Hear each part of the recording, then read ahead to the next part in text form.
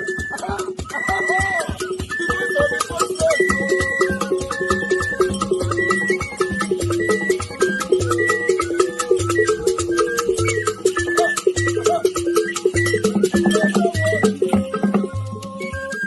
for the voiceless. Voice for the voiceless. Mega Watch Media. Voice for the The voiceless. only media that have been speaking against bad government. Being consistency since 19 Borogodo. Voice for the voiceless. Voice for the voiceless. Umu Wame. Voice for the voiceless. Umu Wame. Voice for the voiceless. Voice for the voiceless. Voice for the voiceless. Voice for the voiceless. Voice for the voiceless. Voice for the voiceless. Niger Watch you. We have been seeing all you guys have been doing. And we recommending to everyone in Nigeria, saying that you guys are the number one. Niger Watch you.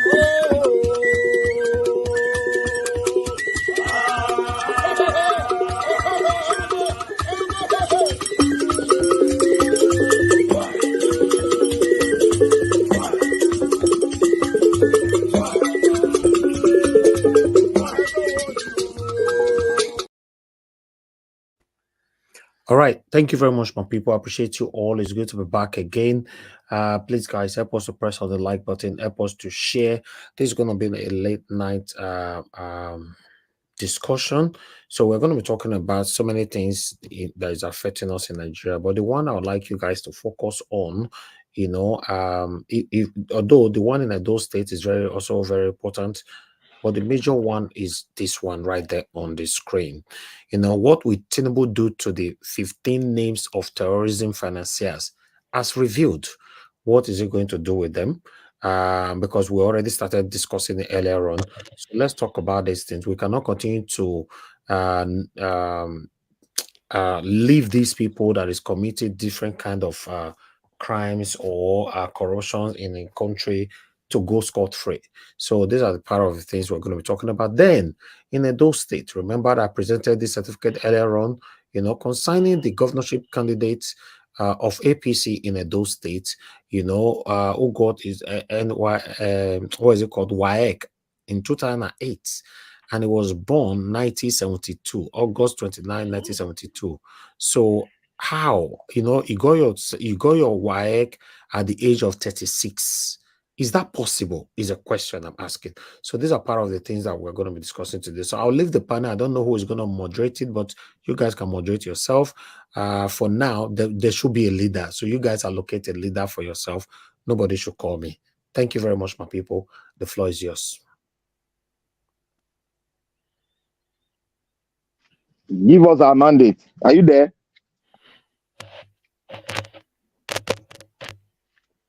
Are you there? Give us our mandate. Yes, I'm here. Can you hear me? Okay. Can you please lead us? Okay. Thank you, everyone. Welcome to this evening run. To the comments session, welcome. We appreciate everyone. Well, let me just probably open up based on what Mr. Elvis talked about. One, on the issue of the list of terrorists released. I want to believe that this is just like trying to throw under bones to Nigeria, because whether you believe it or not, Tinubu is not just it's not new to it's not new to the government of Nigeria. I mean, whether you believe it or not, I mean, he was a governor 2 term in Lagos State, became a senator. The wife became a senator. So basically, they know about Nigeria government. Don't forget that Tinubu went to Asoro when Buhari was there. No, when Jonathan was there. Now, Tinubu said in 2014 that they're going to do everything possible to make sure that Jonathan leave the seat of power. And once he leaves, when Buhari comes into power, crude oil is going to be like like the other of the day in Nigeria, and then Nigeria they will start recruiting 3 million Nigerian youth every year. Where is that I said then? Now talk about the terrorist list. They know, he knows, all of them know who the terrorists are. Would they go after them? They cannot go after them, of course, because they are all in it. It's just a trade bone and that bone to Nigeria. But then on the Edo election, Edo is critical. I mean, if that guy was born in 1970 something and then he got certificate, his WAEC, maybe he did GCE. I'm not sure if that's GCE that Mr. Elvis showed the results. Because if it's GCE, I mean, it doesn't matter whether you are born in 1952 or you can do GCE at any time. And WAEC is WAEC, then that's a different ballgame. But if it's GCE, then or even WAEC too, you can go and do a external candidate. You go back to the school and then, but I will leave that to the panel for others to talk on. As we have it on the screen, I think Mr. Jonathan is the first person that will go. Then after Mr. Jonathan, we have Dr. CM. It's me that's supposed to speak Oh, before we sorry, can. Mr. Midwest. Sorry, people. I'm Yeah. so sorry. Go, you go. Your final submission from the last, but you can take it up and then we'll come to Mr. Jonathan. So we have 1 hour, but let's make sure that we do justice to the time. Maybe we'll take 5 minutes based on what we have on the screen, and then we can go from there. So you have 5 minutes. You can go ahead, sir. Yeah. I greet everybody. The thing is that I think we said a lot about this list that has just been released. And the truth of the matter is that the government is not serious. We live in a country where government has never solved any problem since the history of that country. But what they normally do is to allow Nigeria to adjust and take it as a normal thing. So once we are accustomed to it, they just bypass it. But it's very unfortunate that we got into a point where either they solve it or the problem will consume the country. They are kidnapping people. Terrorists have been sponsored by people that are influential, and the government need to stop it because this issue that have to do with life and the international community are watching, and a lot of people are concerned. And again, the thing is not just going to stop like that, just in that level of taking people for ransom. And those guys, as they're doing it, a time will come when you will see them seizing territory. That is when the real battle will start. That the government have to liberate those space, or other people will not decide to say, okay, enough is enough. And I don't think the government is going to do anything about those lists. Tinubu, as a president, is from certain part of Nigeria, particularly the western part. We are so divided now. And the strength that will enable him to venture into society things is only when everybody rallying against him, rallying around him, particularly the southern part. Because this is a very, very serious issue. One, you have to also be concerned about his political mandate, because those who are with these guys or supporting them, hating them, they also want the power. So if care is not taken, they may even end this administration in the next 4 years. And you will surprise the power will shift or not. I don't know how it's going to be for everybody. That's why they have to do their best as much as possible to make sure they really go after these guys. And doing so, they should also prepare that people are going to fight back. So I don't know how he's going to deal with that anyway. And I will come to my state as well. The thing is this, me personally, I want because the last 8 years was very, very bad in terms of Obaseki administration. Like Oshomole, I can't call Oshomole a failure. I still have some point and some regard for him when he was there. He did his best, because if he didn't do anything for Edo people, he wouldn't have been able to win the heart of the people. And if he didn't win the heart of the people, he would have also succeeded to put Obaseki there. So people love him, people cherish him, though the way they structure the country, I don't think they structure it for development. They just structure it for people to come here as a governor and they become billionaire. That's all. If you go across the entire 36 states that was created by gun and bullet, without any consultation across the country, in some state you can see some structure to clap for. But when you look at the life of Nigeria, starting from Lagos to Maiduguri, you're going to see rusty life, nothing for the life of the common man. And that's why everybody's running away. Because it took that avenue of investing into the life of the people. So there's Oga nothing. Midwest, I'm sorry, sir, that I have to quickly come in. To the best of my knowledge, you're a supporter of APC, right?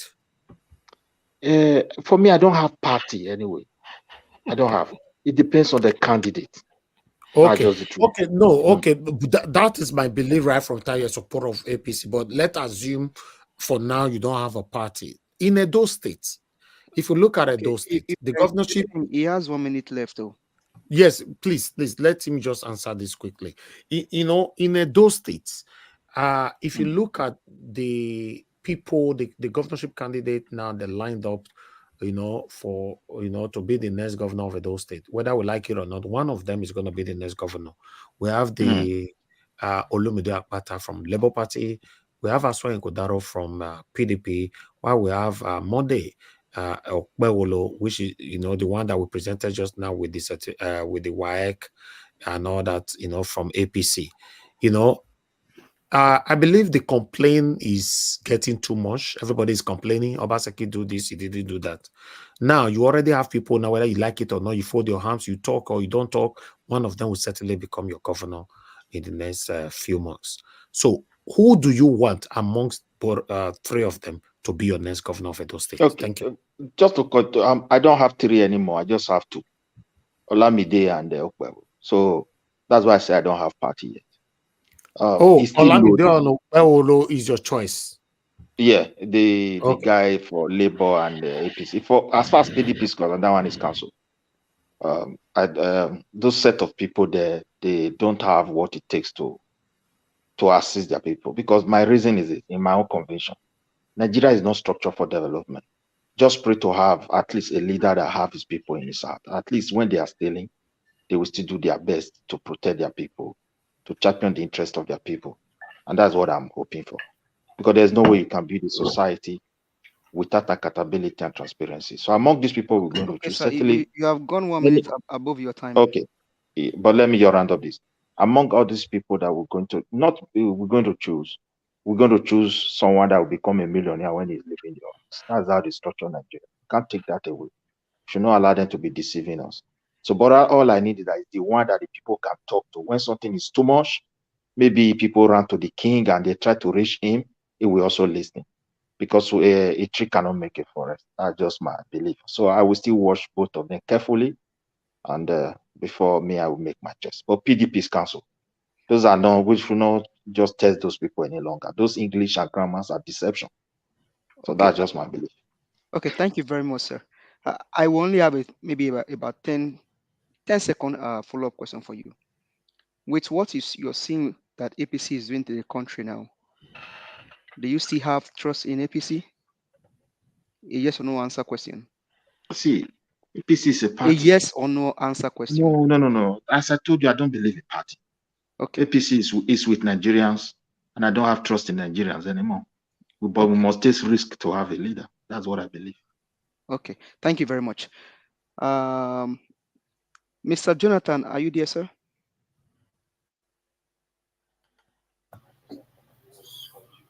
Okay. Okay, you have 5 minutes. Let's say your side of this, your contribution. I'm not on my WhatsApp. Yeah. Mr. Jonathan, are you there? Sure, Jamalani. Okay, let's come to Mr. Dr. CM then. I think Mr. Jonathan is busy. If you can meet Mr. Jonathan, then we'll come to Dr. CM. Dr. CM, over to you. Okay. I think the question, what I'm highly interested in, this list of terrorists, the list released by the federal government. Okay.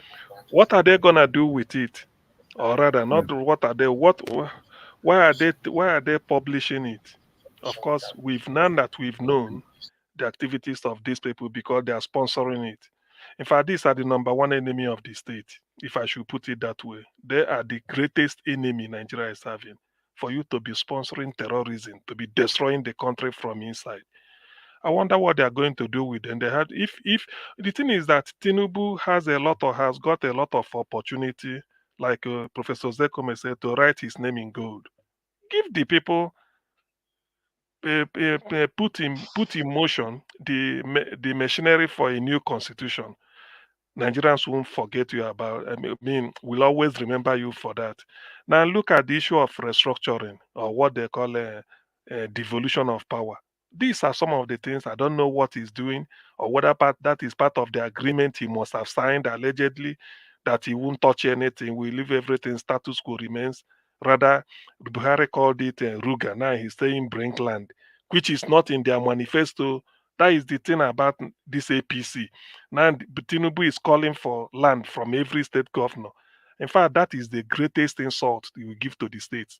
Now that we have seen this, what is it called, the list of the people sponsoring terrorism, he should be a statesman, rise up. I mean, be your own man, make a presidential pronouncement on them and deal with them. Because these are the people, these are the enemies of Nigeria.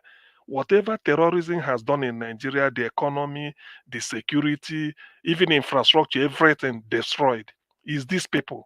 Now they've given you the list. What are you going to do about it?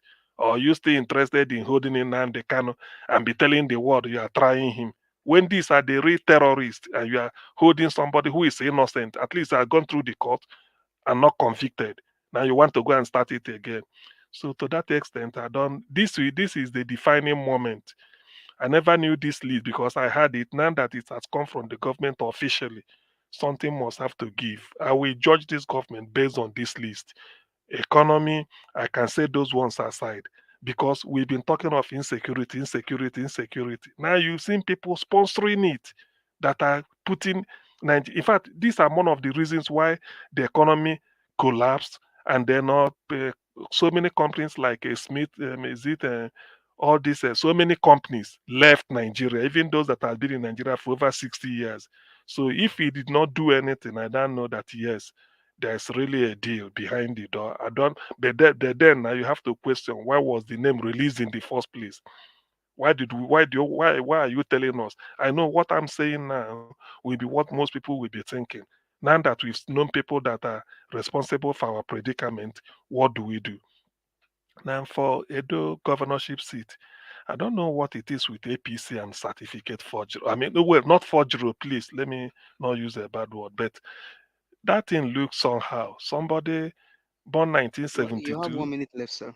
Oh, thank you. Stayed, was a teenager almost during Ambrose Ali years of free education, sort of. No secondary school. Or he must have attended. He felt that he couldn't make the grades. Now, in 2008, he now went in to go and get this. Well, he has a lot of explanation to do. What people should be asking him is, what have you been doing in the intervening years between probably 72 plus 10, 82? So if you finish your primary school at the age of 10 or from 84, you may be in secondary school, or what happened up until 2008. I don't know whether he has got a postgraduate. He has had a postgraduate. I mean, he went to the university after 2008 of getting a school start, or How? We eh, did. Where get? no. Well, okay, no, okay. So you know go, You know, if you enter school without we did now 5 credits now. You don't forget. You don't no, leave Nigeria self. no. What I 5 want to know credits is, you must attain before you can get any institutional application answered. I know, but it's always good you judge people based on the whatever they tender. So in his distinct profile now, so he did not attend any higher institution. That's what I'm trying to say, because ordinarily after 2008 school start, He he may then didn't even have any certificate. That was why he yeah, went to do this one. and they want to be governor. Anyways, for the voters in Edo, let me leave it here so that others will have their way. I will come back to it. Thank you. Thank you. Now, give us our mandate. I finished. I'm through. You know, is it my turn now? Give us don't sleep, safe. Give us a mandate, yeah. Okay, let me just go ahead. Thank everyone for. Can you all hear me? Can you hear me? Yeah, yes. Can you hear me? Okay. Yeah. Oh, sorry. I I thought think you I'm guys on. were. Can you hear me? Just hold on, please. I thought I was speaking. Yeah, I I can. remember We you can guys. hear you. It's Mr. Chris Dublin that's supposed to go now. Let Mr. Chris go and then Oh, you. okay. Thank you. Mr. Chris, over to you, sir. Good evening, everybody. First of all, I need to salute Ninja Watch for giving us this opportunity to continue to ventilate. And Ninja Watch, thank you very much. You are highly lifted. Well, concerning the terrorist list that was released, I think the issues are very clear. We should understand that this is not about Nigeria or whatever. It's Tinubu trying to stamp his authority. He needs to show to the Buhari gang that yes, we are in charge. And don't forget that Tinubu gang is the ACN faction of the APC, and Buhari's gang was the CPC faction of the APC. And when Buhari's gang came to power, they literally sidetracked everybody from Tinubu's camp, apart from one or two traitors like Rauf Arigbeshola and the liar that will never stop lying, Lai Mohammed, you know, traitors to Tinubu. So, and secondly, I think Tinubu is also trying to pass a message to Sheikh Gumi.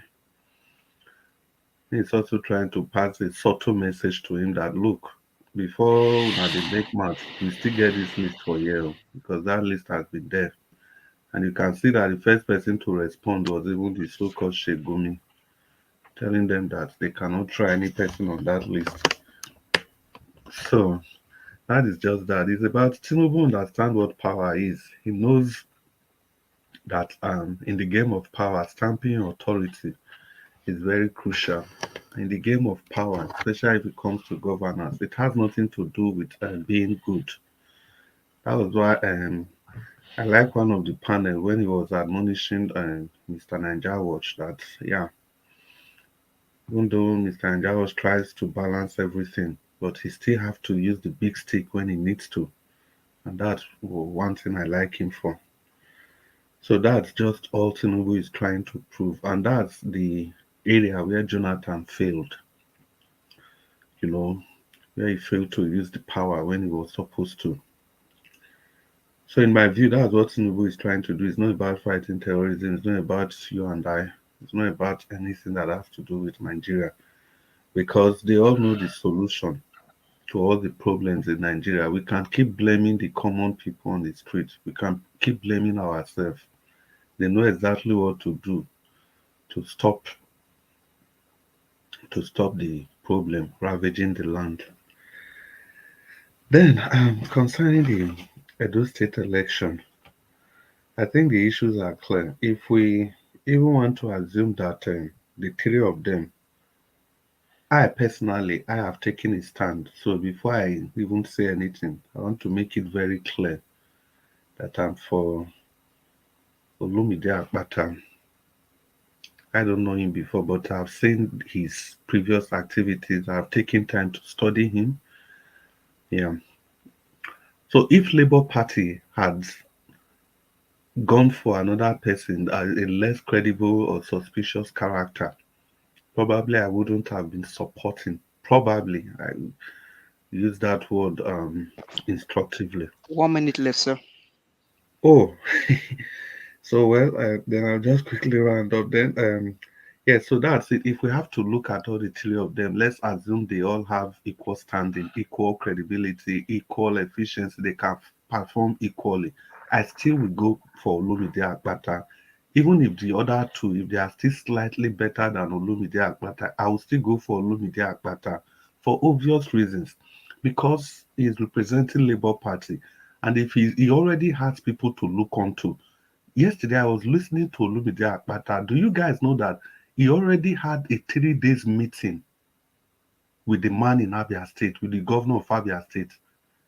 He said he had a meeting with him and he has asked him, "How are you doing it, sir?" So that shows you that this man is ready for the task ahead. So, like I was saying, even if he's a little bit lesser than the other two, I will still go for him because I know that there's Peter Obi there, His Excellency Peter Obi, to keep him in check, and there is Okay, the let's bring it governor of in Abia State, 10 seconds. Oti, that we will all keep pointing to. If he wants to talk, say, what about Oti in Abia State? So, thank you very much. Give us our mandate. Thank you very much, Mr. Chris Dublin, for that submission. I mean, I will just second what you said.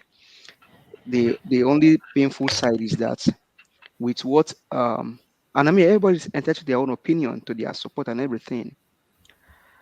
See, we mirror either what we Yoruba will say Eshinwaju ni tẹ̀yìn wò sáré. Now, there is nothing good that the APC candidate of Edo State can look up to when it comes to looking up to somebody, whether the president in court or the members of the houses or the various governors that they have in all of the states. Nothing good. Alex Oti is just a governor. They just signed into law that all the ex-governors of Abia State collecting pension, they all cancelled. Abia State, And their deputy. I just saw on X. Do you know now people now go to night market in Abia State? I just saw it on X now. Women stay in the streets in the night, and they were just doing their business and talking about what is going on in Abia State. Olumide Akpata had got something to look up to. And if he has gone for that 3 days briefing and 3 days learning, I think he's in the right direction. It is now left for Edo State to choose who their governor will be. We'll leave that to the next panelist. Mr. Black Panther, over to you, sir. 5 minutes. Okay, thank you, Mr. Give us our mandate. Thank you for moderating, giving us the opportunity to speak again. And also to Nigeria Watch, thank you for giving us these hours to speak on some issues that we didn't really critically analyze.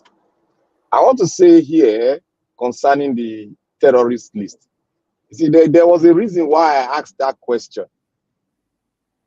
And I have learned to always ask myself questions before I come forward. And anytime I read anything that is very tough, I'll ask myself question. So that as I ask myself the question, I'll be able to reason why didn't it go this way? I asked that question because I have pre-assumed the answer myself. So I wanted a backup. And thank Mr. Tone for being my backup. And he said exactly what was on my mind. And that really opened my eyes now to really go deeper into it. One, I asked myself another question. Why did Buhari held that list? And why did Dubai government brought out the list and gave it to Buhari? Some of us might say because he's the president of Nigeria. Yes. And there's some other things, a reason why he did that. I believe Dubai meant well for Nigeria. And I believe Dubai might be under compulsion to release that list.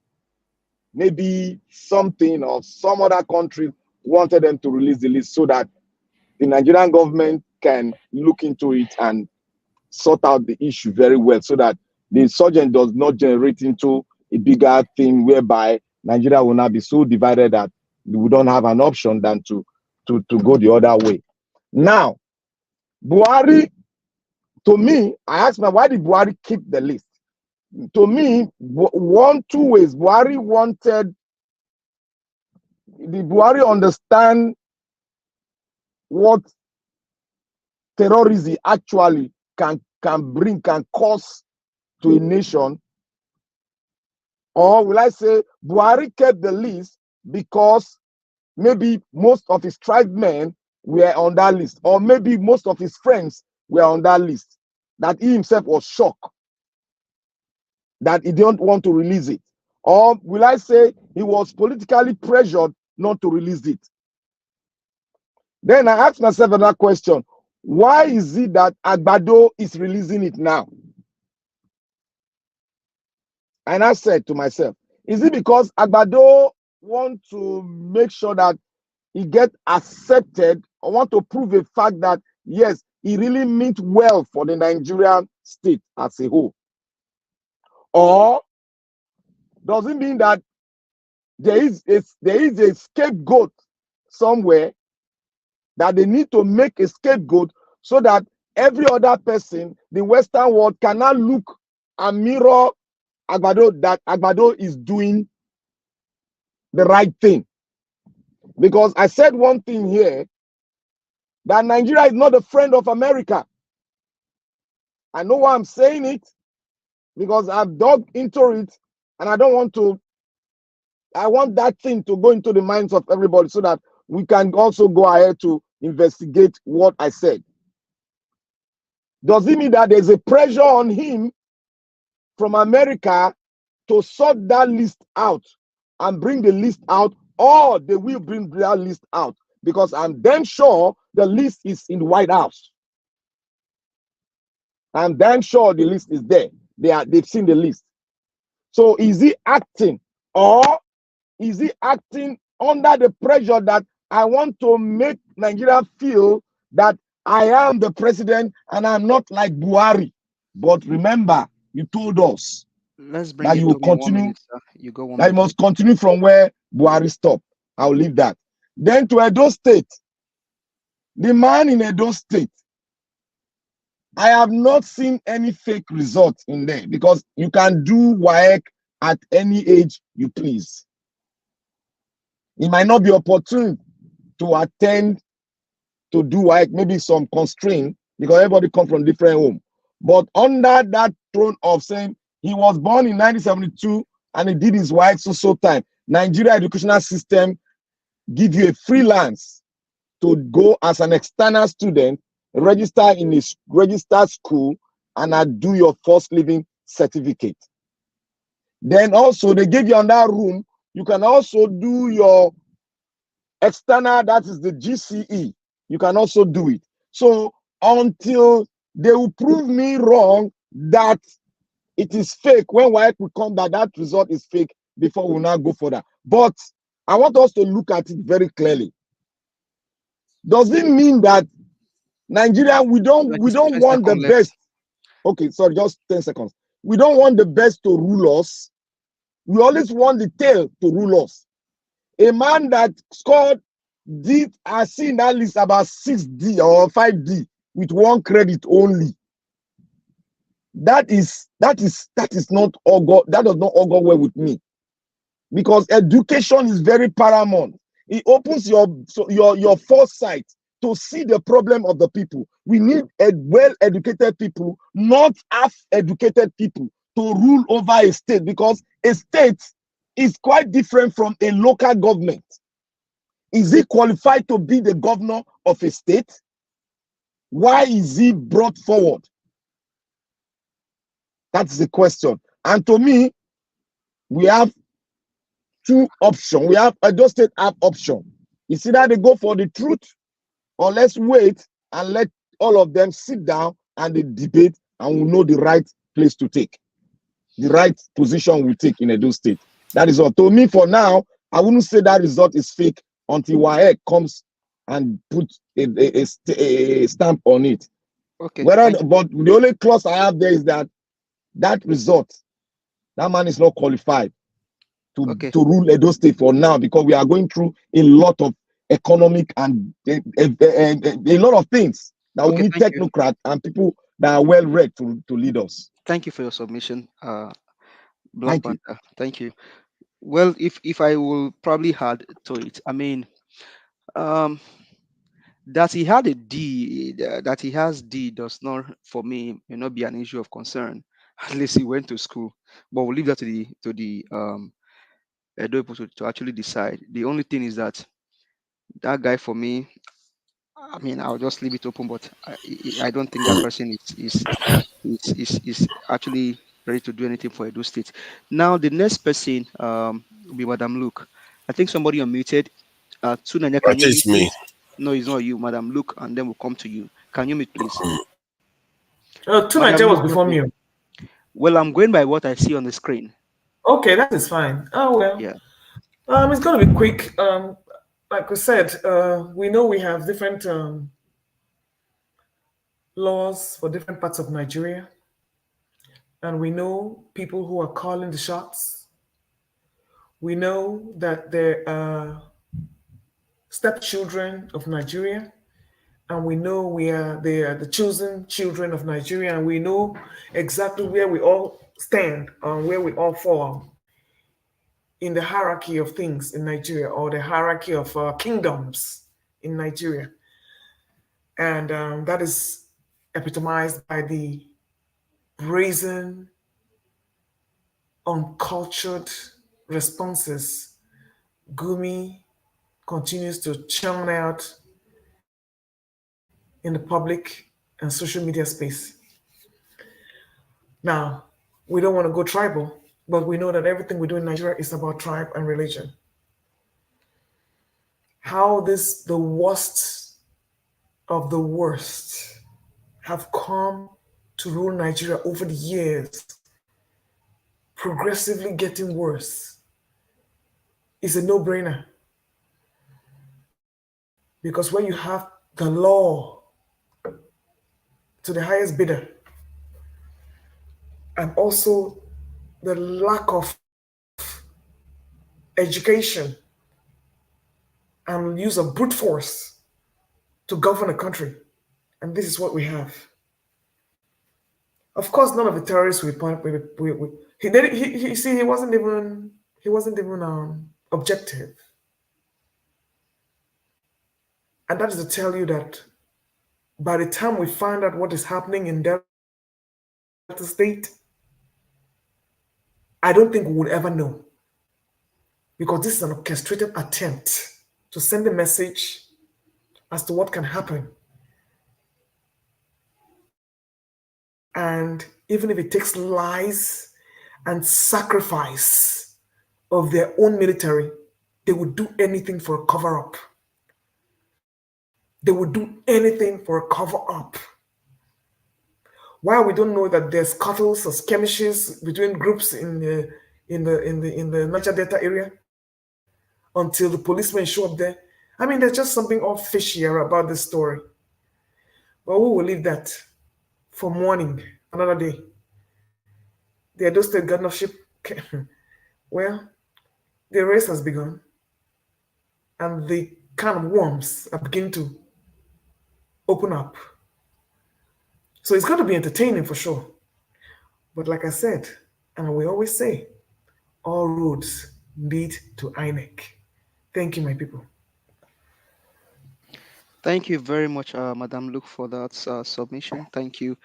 Mr. Tunanja, over to you, 5 minutes. Yeah, thank you for the opportunity. Regarding the certificate, I gather that is an APC guy. But I'm not for APC, that's for sure, given all the mess they've left the country in the last how many years. But regarding the certificate itself, its qualification, personally, I don't mind too much whether you're a school leaver or whether you are even a secondary school leaver. If you have the right intention, you have the right people around you to advise you on what to do. Well, I think we have to start looking at education as just a mechanism for administering knowledge. It doesn't necessarily give you wisdom or wiseness. Because I want to mention the right mindset that you need to have. Because if somebody is very, very intelligent and well educated, and they don't have the right mindset, they become even a greater problem. As we've seen in our country, many of some of these our leaders, they have education, but where has it gotten us? All they go there and do is make money and take it to foreign countries to go and enjoy themselves. So I don't use the education part to it kind of look at him and think, oh, maybe he's incapable of doing the job. But I look at it from the point of view that the party he belongs to and their ideology is clearly in the wrong direction. And I don't see him going there to try to change the party for the better. The fact that he joined the party is enough even to tell you that, because there are other parties that is out there that he could have joined. So on that front, then obviously I can't support someone like that. Regarding the way Nigerian this security forces treat the Nigerians, I think this is part of the problem why people feel a little bit they need to push back whenever you say recruit more of them, because they have treated Nigerians very badly. The doctrine that they follow is that kind of bloody civilian doctrine, as I like to call it, and that mentality has to change. I'm surprised that hasn't been challenged even more strongly, because it shouldn't exist now. Jesus, I can't believe we are still talking about this 24 years into so-called democracy, and we are still talking about our security officials treating Nigerians as if they are just like fodder. You can just take them out whenever you get angry. Take innocent people out. You know, sometimes the way they take criminals, people complain like, you are too brutal. You just go out and just kill everybody. You don't even take them to court. But these ones are innocent people. You take them out too, because you're angry that somebody attacked you, which is wrong. All of them are wrong. I think was it somebody that said two wrongs cannot make a right? You can't just somebody cannot kill police, military officials, and then you go and start killing civilians in the process. That is just something we have to seriously address. The doctrine of all our security forces, and whenever I hear them talking about, the way they address civilians, it makes me cringe. And it's something that we need to be picking up on a little bit more. If anything, some people in the country were so angry the way the soldiers were treated, the way they were mutilated, that they were advocating that the military should go and level this in the village. I don't understand how people can get that angry, but then again, I see it all the time. 1 minute because, left, sir. yeah, when you criticize somebody from another tribe, you see Nigerians, they will be cheering it on. Then when you criticize somebody that is closer to home to them, then they'll fight you for criticizing it. It's like instinctive. It's inbuilt in us now, and it's a problem. We have to divorce ourselves from that, because it's not allowing us to build a proper system that is functional for all of us. This is what I mean by my analogy about the swimming pool. One person pisses inside a swimming pool, everybody, their own people defend them. Another person pisses inside another swimming pool, their own people defend them. Everybody's pissing inside the swimming pool on their own way. We all giving bribe here and there. Before you know it, we are swimming in the filth that we are swimming in now. The reason why the piss is what I call immoral act, because it's immorality when you refuse to judge things on an equal basis just because the person is close to you, and it leads to the rot we see in our system now. Okay, let's bring it home in 10 seconds. Yeah. I think I've actually closed out. Thank you on that. Okay. Mr. Mandit, go ahead, sir. Can you just give me 20 seconds a day? You see, the problem Nigeria is facing, let me just spell it out here. Some of us need to go and look at our history and look at how Nigeria was ruled by the military, and how activists came up and warned that Nigerians are being changed. Their psyche will be changed if military continue to rule over us. And the generation the military rule over, they are the generation now that are speaking. Some of them that don't have insight, but they just follow as the music comes. They are now the one reasoning to say, floor all of them. They are bloody civilians. That is what the activists were preaching, and that was why they went headlong with the military, that the military should go. That is the damage. For more than 30 years, the damage the military has cost us. This is the damage.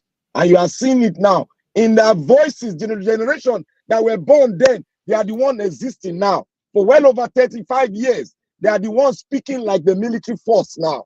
That is what the damage a military can give to his nation. That is why we are calling all them back. Sorry, I left out the Tinubu's wife. This thing. I see. This is one of the. You can see clearly that she's completely unaware of her position in things, where she plays. It's like I don't know how our people do that. It's like magic, really. You literally are part of the problem, and you're acting as if it's the people that are not supporting each other that are the problem. The lack of self-awareness some of us have. That's why she's able to say what she said. Because she's saying that we should be supporting each other, but you don't see us doing that herself. The other day, she was on the street before the election when she was talking about Igbo people. The type of attitude we display, I'm telling you, this is what makes me really, really angry sometimes, where I feel like all these people that believe in these things, they all need to be held accountable. Nigerians that think like this, they have to somehow shake them out of this mentality, because they are causing problems. They are really damaging our national health, because in the future, things are just going to get what since gotten any better for how many years now? Things just keep getting worse and worse and worse. And they are not tracking back and say, let's correct ourselves. This is gone too bad. No matter how bad it gets, they make excuse for it. Okay. Thank you very much for the submission. I mean, the only thing that you said about the Nigerian military that I may want to probably say to is Nigerians are against military personnel being recruited because of how they are being treated. No, that's not true. On my own side, you are entitled to your own opinion, but that's not true. I believe that if they can do what they are doing in Delta State today, that means there are enough manpower to go to the north. The terrain in Delta State is difficult to what we have in the north. So, but I mean, to me, that's my own suggestion, my own opinion. Okay, Mr. Jonathan, we'll come to you 5 minutes so that we can wrap up. Thank you. Thank you very much. Give us a mandate. Thanks to everyone there. I just want to, quickly end on this Edo State matter. For me, as someone who is not advocating for any candidate in particular, I just purely want to hear each and every of these candidates. So I'm not going to be in a position, or it will not be appropriate. It will not even be balanced to say anything, about any candidate at this time. If I do, the obvious responses that always come is, let's wait for the campaign. Let's wait for the campaign to start. So I'm not advocating for any kind, not Olumide Akpata, just because he's carrying the badge of Labour Party. That will never happen. I'll be the most naive citizen if I'm advocating for Olumide Akpata just because he carries a Labour Party's badge. No, that's not going to happen. You need to hear all the candidates, all of them, things that we should be looking out for, from candidates. There are certain things at minimum standard that we should be. Kenneth Okonkwo said, he said, when a politician, when they are doing good and we think that they are delivering, we should ask them to do better. And when they are doing better, we should ask for their best. And you will thought that's enough. He said, no. Even when they are doing the best, you will say their best is not good enough. So it is a cycle. They will always go back. So for me at this point, it's just, yes, I will exercise that patience and wait for the campaign to start. The real issues are on the table. The basic things that we should be looking out for, they are there, they are on the table. And for any candidate that will not meet that minimum standard, I don't think that candidate will end up to be the right person to govern the state for the next 4 years. So with respect to Abure and the Labour Party, and again the Nigerian Labour Congress, I'm kind of curious, when I heard that news earlier today, I was curious. I said, what's Nigerian Labour Congress doing here? I think it was yesterday. The news broke out yesterday. Yeah, I've been thinking about it. What's Labour Party? Nigerian Labour Congress rather. What are they doing here? And I saw a man today in a press conference. I think information secretary or one of the leadership member of the Nigerian Labour Congress, and he came out and he was, Nigerians are so self-centered, so self-centered. They will paint it in a way that you got to look deeper, look way out of. If you just stay with them, they will sell you. In fact, you got 2 minutes more. They will bury you and they will deliver you, because that's just what they do.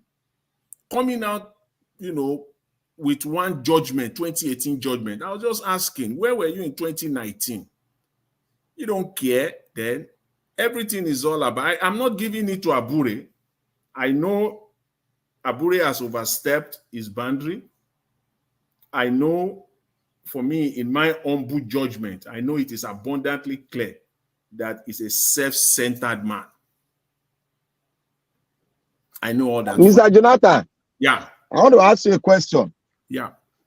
Have you gone or make a research how the Labour Party was formed? No. I know. I know that the Nigerian Labour Congress is an integral part of the process of the leadership, of the party itself, the Labour. I know. I'm aware of that. What I'm saying is this, is that why is the Nigerian Labour Congress at this point in time so serious about participating in the leadership of the internal leadership of Labour Party? Why now? Okay, let's bring it The to me. stakes are higher. It's clear the stakes are higher now. Because the stakes are high. Yeah, that is it. That the stakes are high now. So for me, it's not. It's questionable to me. Let's bring it home now. Okay, all right. I'll leave it at that.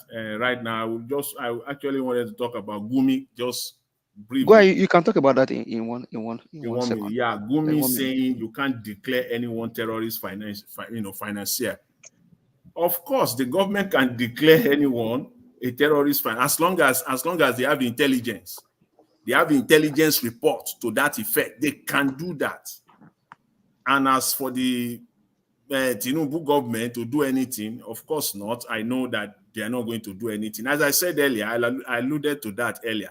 I said normally what the government will do, they will not leave this hanging. You have the intelligence. If you are not sure, you will not bring it out. If you are not sure, you will not make it public. The moment you make it public, simultaneously, you are indicting them. Public, you are officially indicting them. If you cannot indict them, they don't make it public. So the question then is why? It is just for romance. It's just for romance only. Nothing is going to happen. I'll leave it at that, Mr. Black Panther. Give us a mandate. Thank you very much for your submission, and to all of the panelists. I mean, everyone. We have it's been a long day today. Thanks, everyone. On the comment section, Madam Irene, you were saying that the APC kind of, I guess, is studying maybe leadership in school. Maybe I'm correct with that, or maybe so. Which school be that? They don't come again. He's studying leadership in university. So, somebody will get D all through with one C. Now you go get which school be that? Give us some Black Panther. See. Nigeria is a country. There's nothing wrong. What funny message let me just say this. Constitutionally, yes, he has it. No problem. He can go to any law court. He has a case. But the issue is that Nigeria is a country that thrives on mediocrity. Mediocrity, where that's where the issue of DDD and 1C comes in. Why will you even open your eye in the first place and bring that out and say you want to become governor? Can you imagine? So it's a country where mediocrity thrives. They live on mediocrity. They eat it. They sleep with it. They wake up with it. Excellence is nothing. Okay, let me ask a question now. On a good day, let me ask this question. On a good day, I want to ask this question so that I can deliberate on it too. On a good day, we are about to round up, so just ask the question and then we'll... Okay. On a good day, Obaseki having 3 credits. Is he worthy enough if we have to look into deeply to become a governor of a state? Well, to that, well, that's a question, and that's your own The opinion. constitution might be different. The constitution might say, okay, if you have certificates, so certificate can be. But we are looking at what If is you have inside you. primary six, the Primary six. constitution. But we are looking at what is inside you. Okay. Is it education that will bring it out? Okay. Will you allow us? I mean, you asked a question. Yeah. Okay. So for me, even though constitution say primary school, or whether we believe that the person must have A1 excellent, or maybe some A's and then some B's and not D's. Well, regardless, we have countries where dropouts are thriving. They are doing great. You have country where people, they even have education. Maybe they have the educational foundation, and then they become president, and then they are ruling their country. So for me, I believe that is in the character, the integrity of whoever comes to power. As much as we believe that result is by education is key, is fundamental. But I just believe that the character, the integrity of that people also matters.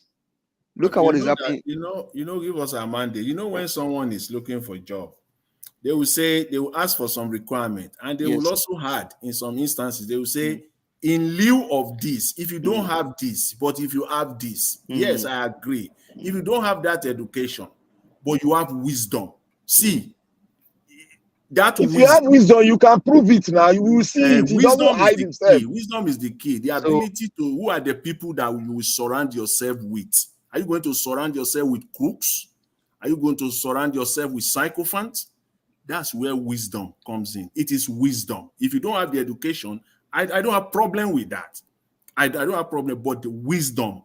And when you start asking him question, I bet you it won't take half hour. You will know whether this man has wisdom or not. But you know also that we talk about wisdom, right? And there are different sides also to wisdom. There is the pure wisdom that, that this comes from, God is the giver of wisdom. But we have people that have wisdom, but they lack integrity, and then they get there. Most of these guys that you see in the floor. I know. I'm not talking of evil wisdom. He has to. Okay. Can I say something? Evil too is wisdom. I am disputing that fact.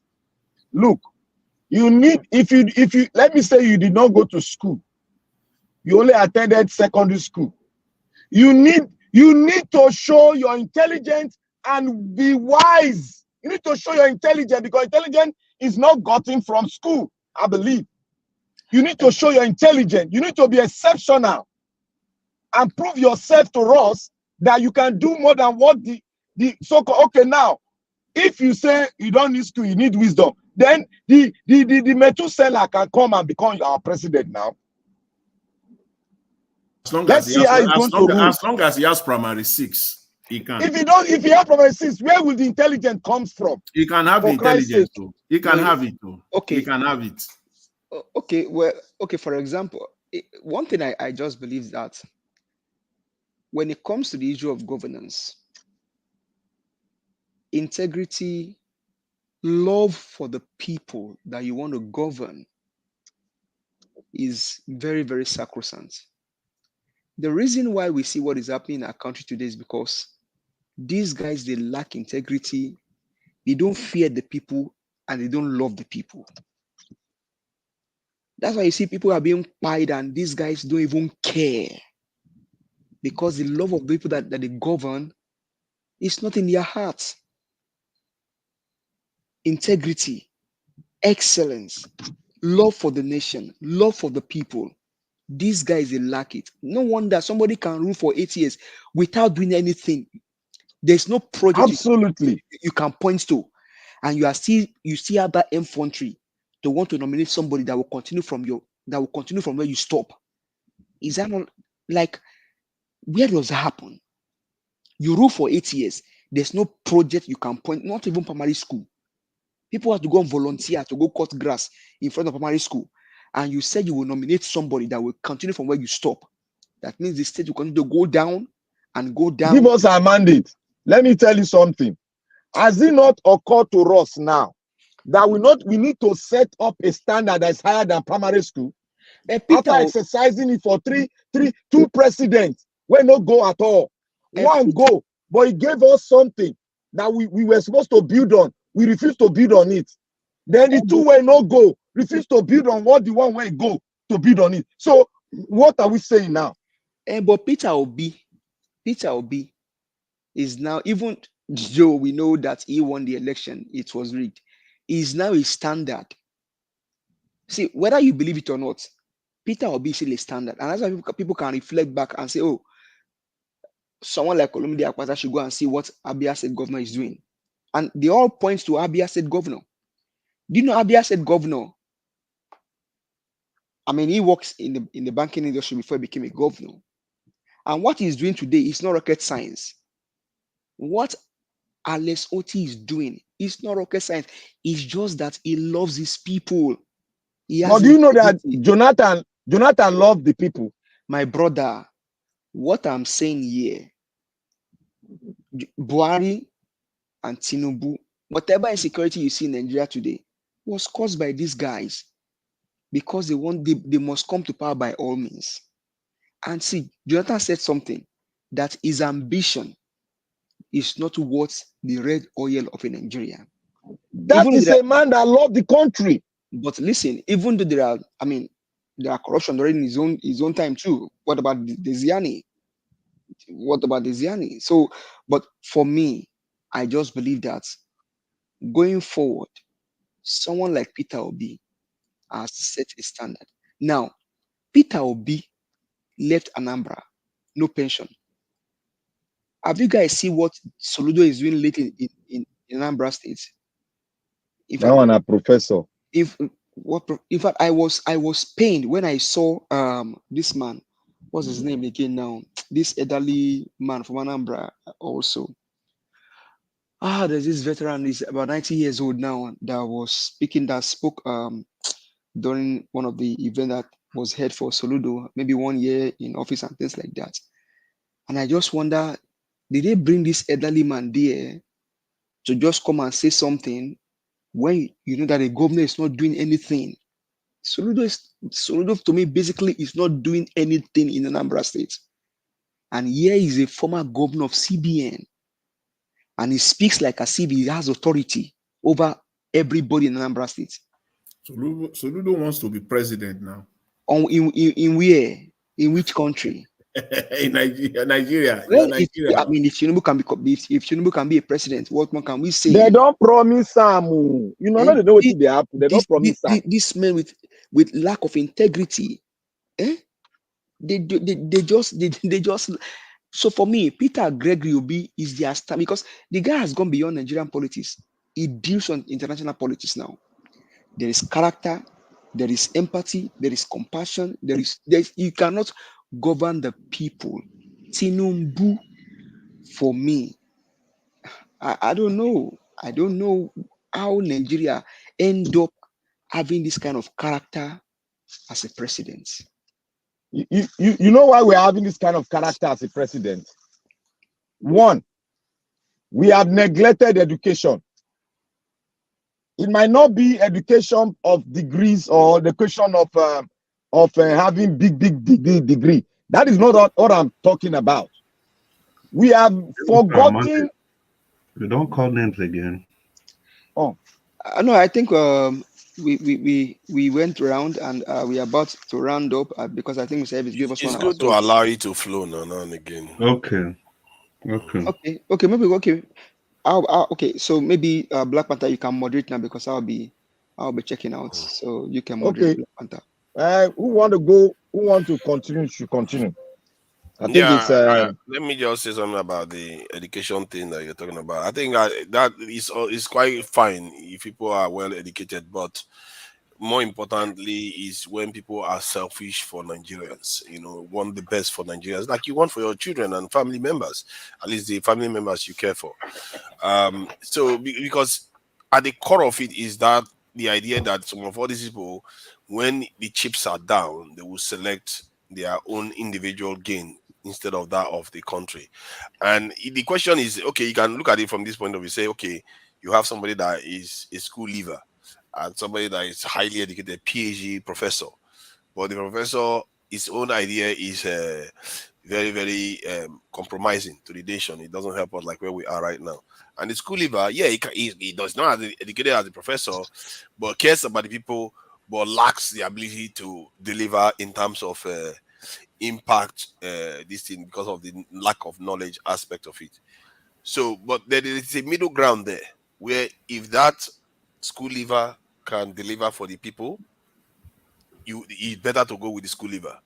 And if the highly educated person cares for the people, it's better to go for the the highly educated one. But if the highly educated one doesn't, and his mindset is colonizer mindset, whereby everything he does is thinking about how he's going to take his children abroad, how he's going to holiday overseas, all this, forget it. You don't even want that person at all. Let me tell you the education I'm talking about. The education I'm talking about is not the bogus one, BSc, master. No. The education I'm talking about, if you look at the Chinese, they educate their children and tell them the greatness of the Chinese people. Exactly. They tell them to have a mindset that you can do all better than any country in the world. They build their mind in a conservative way that love your country more than any other country. Likewise here in the US. They train every child in the US that United States is the greatest country in the world and they have the greatest military in the world. Not a country that shy away. Not the country that shy away from education. Finally, you don't want them to have every Nigerian child to have that mindset that they can develop their country by themselves. That is the education I'm talking about. And if you want to peg it with a standard, we can start from secondary school. That should be a minimum standard. Not even secondary school, even from primary school. It's not just to build their mind to know that Nigeria is all they have. See, a country that shy away from history can never build patriotic citizens. No way. True. Patriotism is derived from history. Children will learn it right from their childhood, even when they are still young. I gave one story here sometimes ago when I think something similar to this was being discussed, and I gave my experience in China because you mentioned China. That in China, right from primary school, they have a course, like a subject there. It's not anything. They just show videos of all the Chinese war, all the Chinese generals. It's just a video. And it's a subject. It's not like a teacher will stand in front of them. No, they will just slot in the video. They will watch a movie for 1 hour. End of class. Can you imagine? And I asked those children, I said, but you've been watching this for the last, now you are I'm talking to one who is the equivalent of like grade 10. We've been watching this since primary school. Haven't you exhaust all this? So he said, no. He said they have not. He said they have not. You can see the mindset now. They show them, all those wars, and those are, those black and white movie. They are not in color. Those black and white, those Chinese wars, every war. That's what they are showing them. And you ask them, say, what do you want to become? An average Chinese will say, I want to become a general. That's it. I want to fight for my country. So their patriotism has been cemented right from primary 3, primary 4. And that's how Russians are too. From history.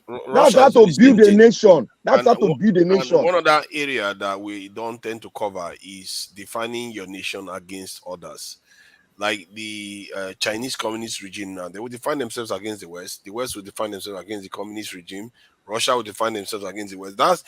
You have to let your people know the potential dangers out there, and that is on that part we don't even do.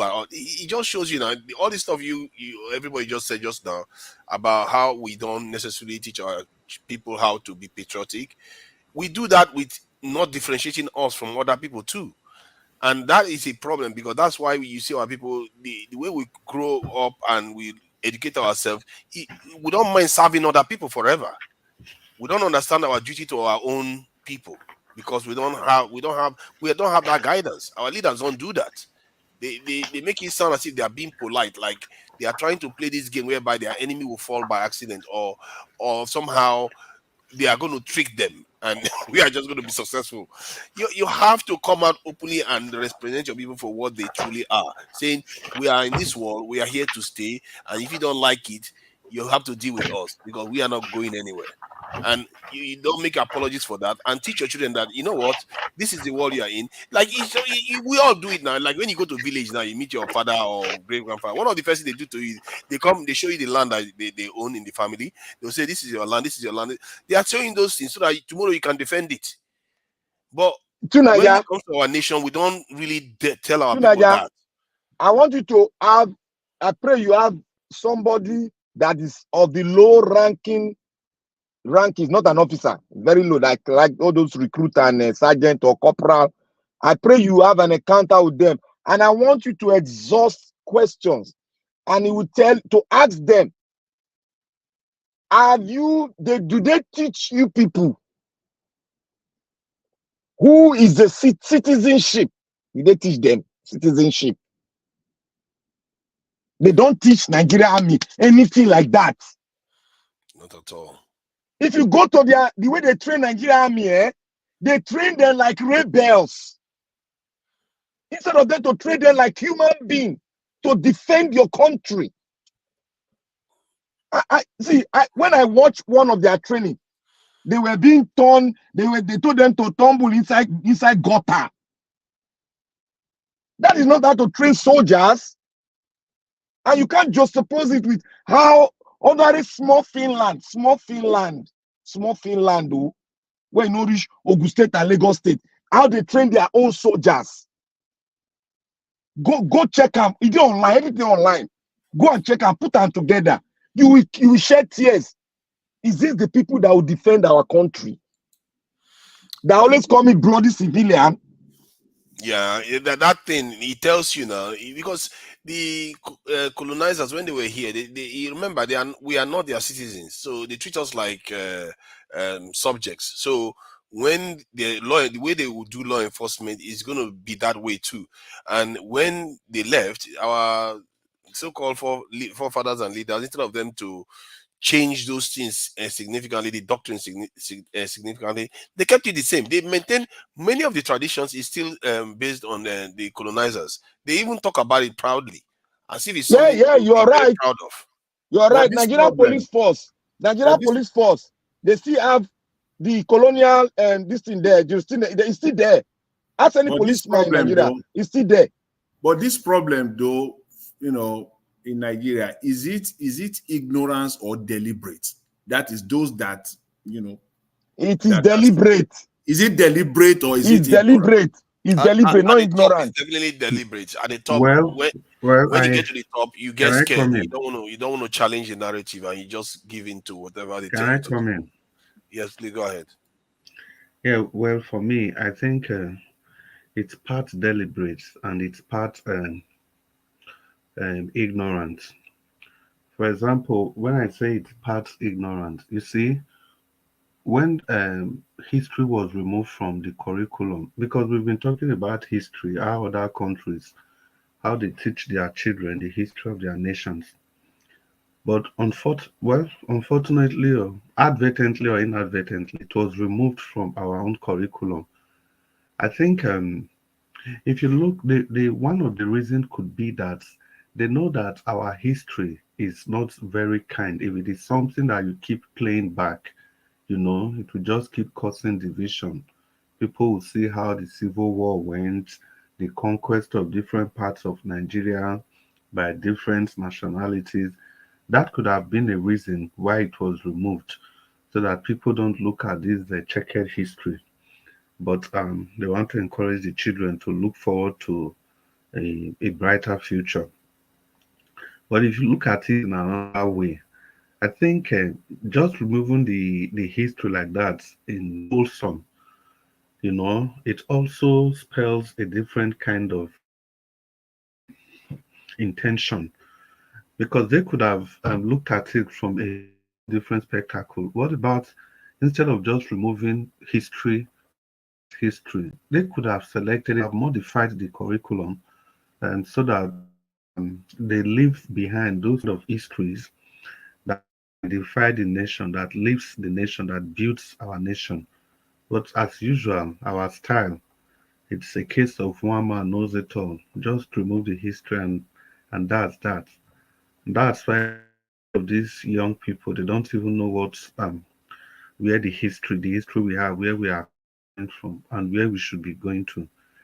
And if you ask me, we nation that will compare ourselves to, we see these nations, they have clear goals.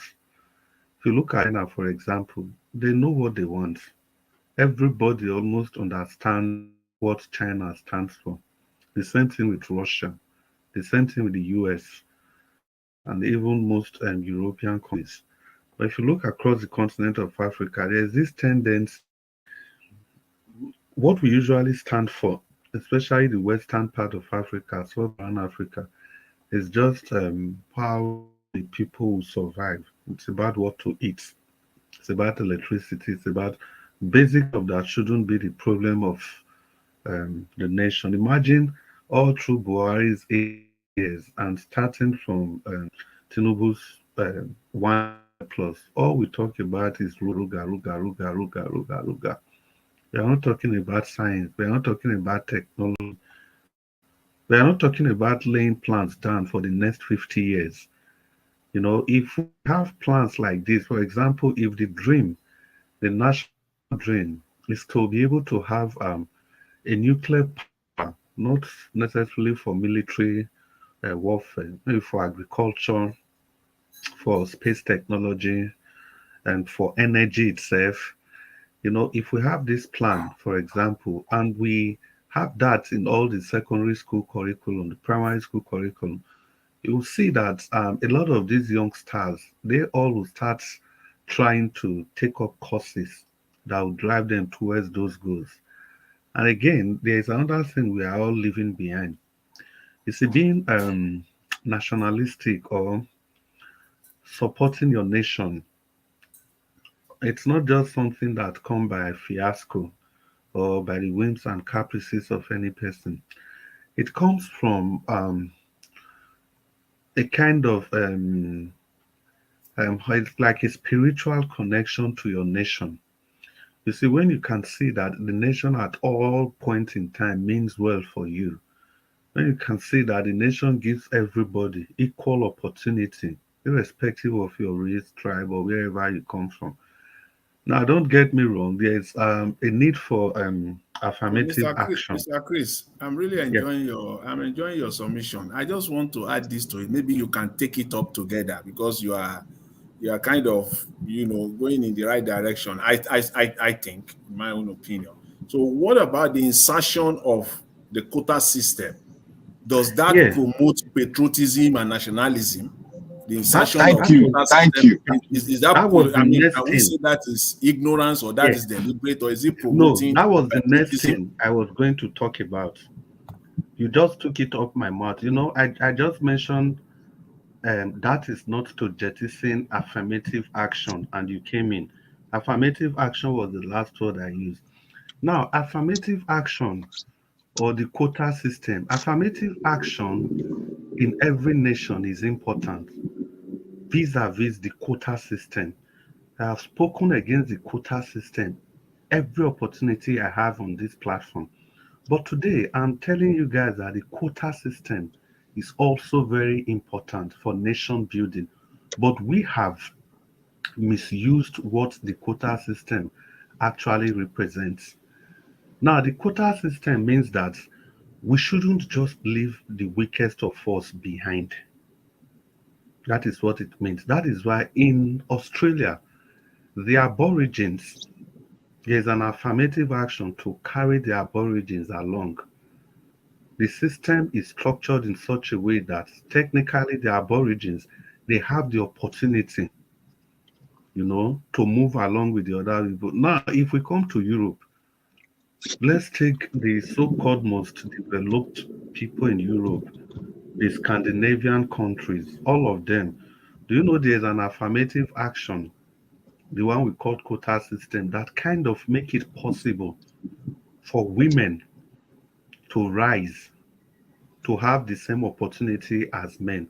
And one of those affirmative action is that in maternity leave, it is now compulsory that in Denmark, for example, it is compulsory that if the woman gets 2 years, the 2 years maternity leave must be spent by the man and the woman.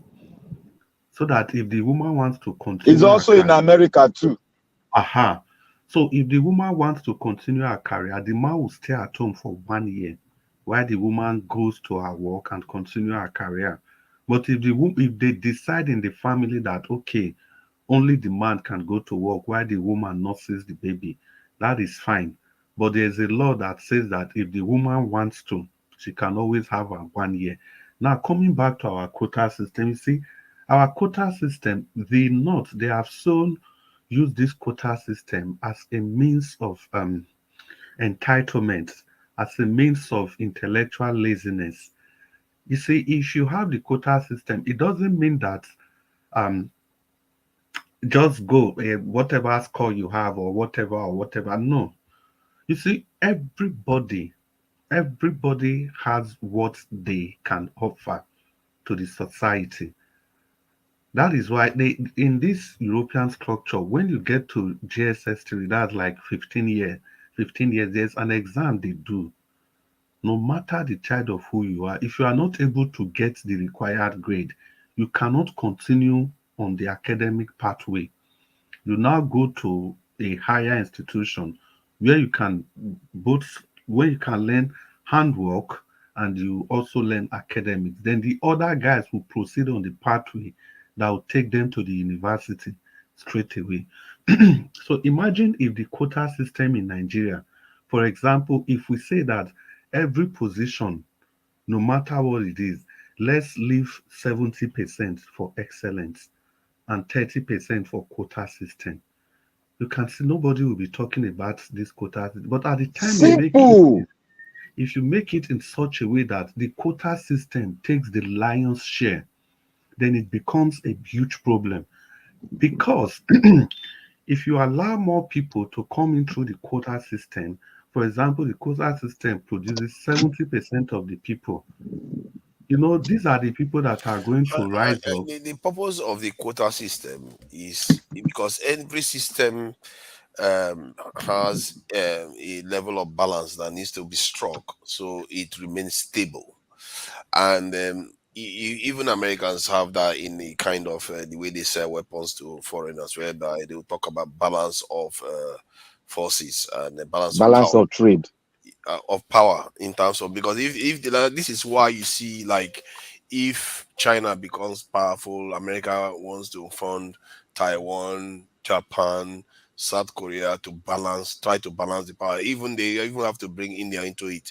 So the idea is that systems become unstable if one side is too weak or one side is too strong. And that was, And I get the and I point. think that's what's going on in Nigeria. That's why you see the No. What is that's going why on? No. That's what was going on in Nigeria. What's going on in Nigeria is different. I'll tell you what's going on in Nigeria. What is going on in Nigeria is this: the kind of quota system we are operating in Nigeria is not a deliberate quota system to strike a balance in the society.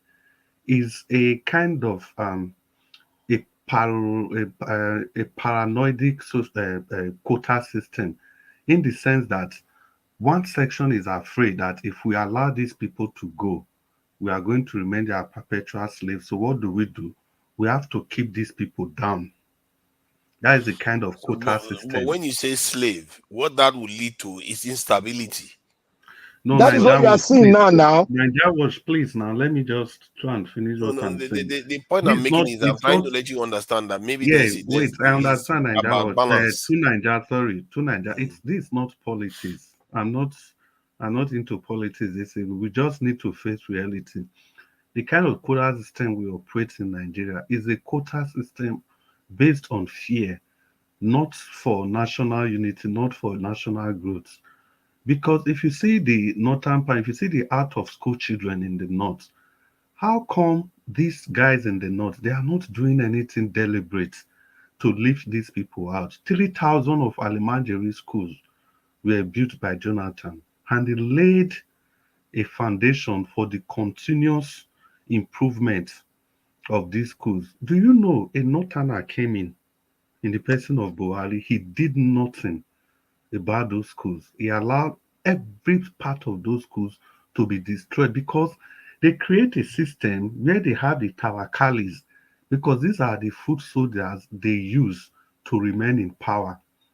Because in the South, if any person is coming out, people can interrogate, but it doesn't work like that in the North. And the Northern elites, they enjoy these things. They just allow those people to remain like that. Whereas the remaining parts of whatever is available to the North becomes the remaining parts of the allocations given to the North becomes available to a very few, to the elites in the North. And that's why they circulate themselves. So if you see that kind of quota system, it's not helping any person. It's not helping the North. No. It's You not helping the see, country. it's not dependent on what they are doing in the not necessarily. It's just because it addresses a specific issue, whereby one side should not necessarily escape with No, and the to Niger, velocity of please, the other. That is what. please, to There Niger. is somebody If you making want noise us to with go your into this thing. politics again, I I'm not can do talking that about with you. politics. I don't know I where can do you draw that with politics you. from what See, I'm saying. I'm talking about the facts are balance. there. It's No, not the facts are politics. there. The quota system was created for Black balance. Panther, What I'm mute your saying is mic. that the North, the elite in the North, they are not using it. They are weaponizing it for their own political gains and advantage. That is just what I'm keep the people See, if that unenlightened was the so that we case, can keep using them for whatever we want to use them for. maybe that is Quota true. system But is a good thing. see, you have to try to understand. If that was the case, then they wouldn't have any issue with us just going away, getting educated. They wouldn't have any issue with that. That's not their problem. You Because the don't people in get the it. north will still I've give them the seen. vote. Mr. Listen. Mr. No, wait. Let me clear him. To Niger, sorry, Black Mm. Panther. Let me clear him. They want what you have just said now would have made sense, but what they want is that they want that quota system, that quota now that is supposed to go to the whole north to come to a select few. So that Mhm. quota they are still fighting for is for a select few. That is why you have the likes of Sule Lamidu of Jigawa State. He has finished. Now his son is warming up. If his son Mm. is not even the whatever, the one of the governors there. That is why you have the likes of see the quota system in the north. They are still fighting for it, not for the benefit of the general populace in the north, but for the select few, for those that are ruling them, for the ruling class in the north. You know this thing. That is how it works. Now, take for example, I'll tell you guys the effect of this quota system. I'm saying this now on the national media. Any person can take me up with this. It was part of the reason that National Hospital in Abuja had. Now, when National Hospital was built in Abuja, you see, when they employ people there, it is usually the children of the high and the mighty most of the time.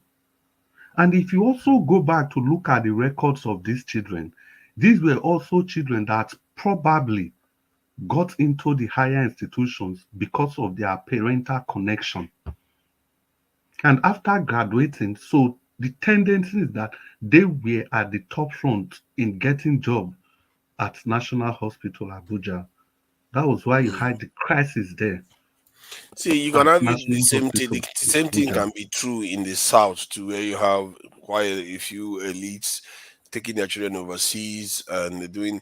See, the point was simply making about that is that the people that crafted the reason why Nigeria is, at least we still manage to stay together without fighting, is a war constantly, is partly because of some of all this balance. Nigeria has done a lot in terms of like the other day the Senate ordered the police to recruit at least 10 people from all the local government areas in Nigeria.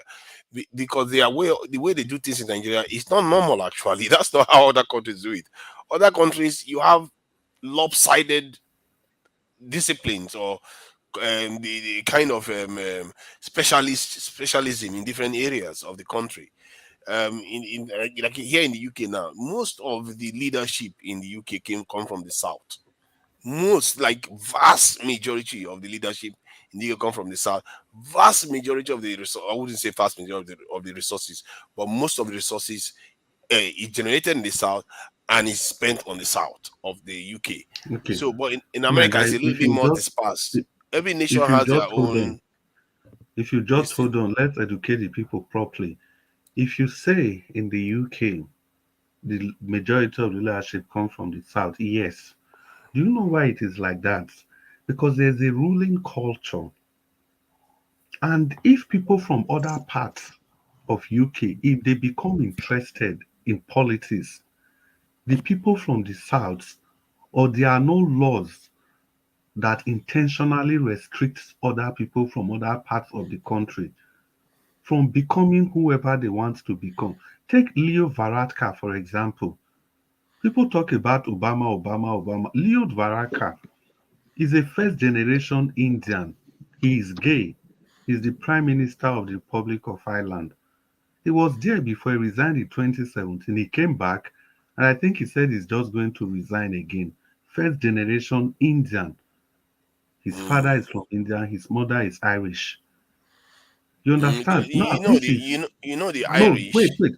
Yeah, this is a country where you have the Irish people, especially people from the south. They are very, very keen on remaining in power. But when the system threw up Leo Varadkar, nobody stood against him. Nobody said it is my turn. Nobody said we are born to rule or we were born to rule. But he wasn't It the was leader of simply UK. He Can wasn't the I make leader an of the UK. He was the explanation leader so of that of you the can Northern see Ireland, if I'm how? not mistaken. Can I make an explanation? Give an explanation, and you can see how they turn the quota system, and that quota system is now reacting back, you see, making Nigerians. Are you listening to me? Black Make, Panther, if yeah. you just allow me to round up, I just need Okay. to round up 30 seconds. You see, this is the problem. We've been talking about national unity, national cohesion, development, progress, national goals.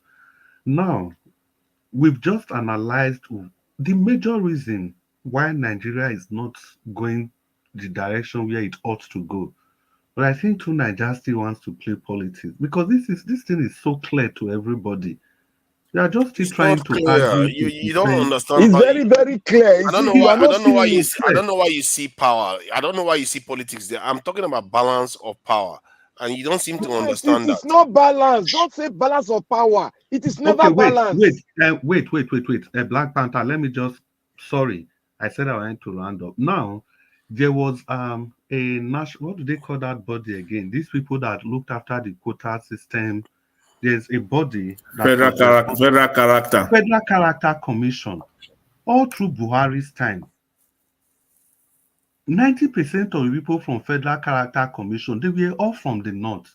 It was only in Buhari's time you have the chairman of Federal Character Commission and the secretary, both of them from the same section of the country. And people talked and see, this is supposed to be, because you are talking about balance, talking about equality, talking about fair play. This is supposed to be that body that was actually going to look over that to ensure that there is equality, balance, and fair play. And that body itself is already skewed to the north. Yeah, The but you facts see, are but there. what he did there Okay, was, let can I me hold give on? you Can an I example. respond to him directly, Black Panther? Let me respond to him directly so that you can go ahead. See, what you did there, one, you dismissed the lopsided nature of the UK as, oh, this is how they used to rule and they are fine with it. We make an effort to try to do the right thing by spreading this thing, everything to everybody, taking different regions into account, to the point whereby we even created a lot of states where there should be no states there, so that everybody will have a stake in what is going on in the country. Still, the country is not functional. What does that tell you? It tells you that there are other aspects that are more responsible for why we are in the mess we are in. And we've already covered quite a few of them in terms of our mindset, the way we perceive our country, and the way we perceive our own individual actions as affecting the entire Listen, what creates the mindset to outcome for Nigeria? our nation. See, What creates the mindset? Tunaja, let me explain to you. I It, guess you might not be. it started, You so, might. sorry, let Black Panther go. Go ahead. I guess you might not have full knowledge of how Nigerian political scene has been. Let me tell you something. The quota system did not give Nigerians any arm before. The reason why I'm saying this is that we have had leaders, great leaders from the north, and they understood the quota system very, very well. It was working fine. Now, let's look at it. Shagari was in there. Shagari respected that quota system. It kept it intact. Every minister that he had spread across the entire country, but gave to some state that has, you know what I mean? He gave them some is from the north, which was well understood. And the federal character issue was intact. It did not break it. Even Babangida, when he was in power, he tried as much as possible to keep that federal character issue intact. There were instances, for instance, where a Yoruba man will be moved to one place, an Hausa man will come. They balanced it. But now came this political dispensation. OBJ tried as much as possible to balance it. But do you know what one state did in the north? He now wrote, you know, they have every state in Nigeria has what, you know, just like in Lagos State, some states write the bedrock of this country, some states write the food basket of the state. You know what Sokoto wrote? I don't know, I'm not very sure. Sokoto wrote, they are born to rule. You know the effect that one has on the psychological effect it has on even the indigene themselves. Not to talk about the state themselves. Quota system is beautiful if we use it accurately, and it has a lifetime, it has an expiring date.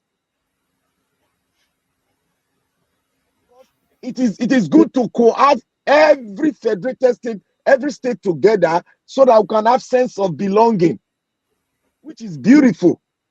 But when this man Buhari came in, everything, that born to rule instinct came in. And I want to give you an example. One guy spoke in, it was on Arise. It's from Kaduna State. I might not be very sure of the state, but it's from the north. Let me put it from the northeast. He said the oil in the Niger Delta in Bayelsa, that they own, the north owns it. He said, I'm just trying to tell you how that thing, that word, born to rule, have come into their psyche. Now, for them not bringing it out. Yes, it is their right, not the right of every other Nigerian. That is where the problem is. The problem is not with the psyche of the people that even own the resources, that the resources in their backyard. No. We would have started fighting when this oil allocation was being given to everybody, especially 65% to the north. We would have been fighting. But we said, look, we are still one Nigeria. But when that psyche now rose up and somebody from afar is not thinking of the man in the south whose environment is being destroyed, he's not thinking that he's my brother, but he's looking at him that he owns him and owns his resources. You see where that psyche, that word, I am born to rule, came in. This is what, look, I traveled in the night, 1999. I traveled in the night from Port Harcourt, Bauchi to Maiduguri. Nothing. Everywhere free. They have one of the best roads you can ever think about. Well laid, well tarred, gutters at the same side. We were even wondering that this will get better road past us. We started blaming our own governors, our own military governors, and in the south. So those ones started doing things a little bit well, but not everything was intact. They gave us free food. Then they gave us free food. When we came in the night, they said, "Oh, my brothers from the south, they just put us one place. They gave us." When we got to Jos, that was the most beautiful side I've ever been.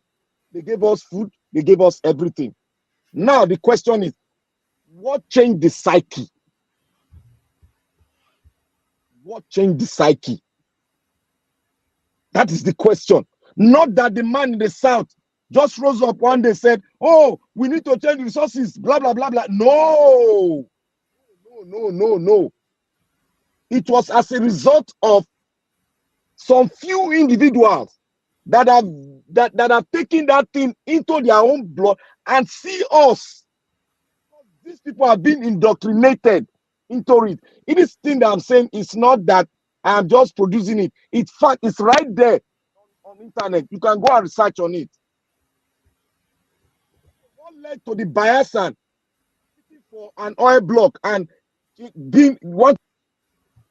Because of what they got from their brothers from the north. That's exactly what is happening.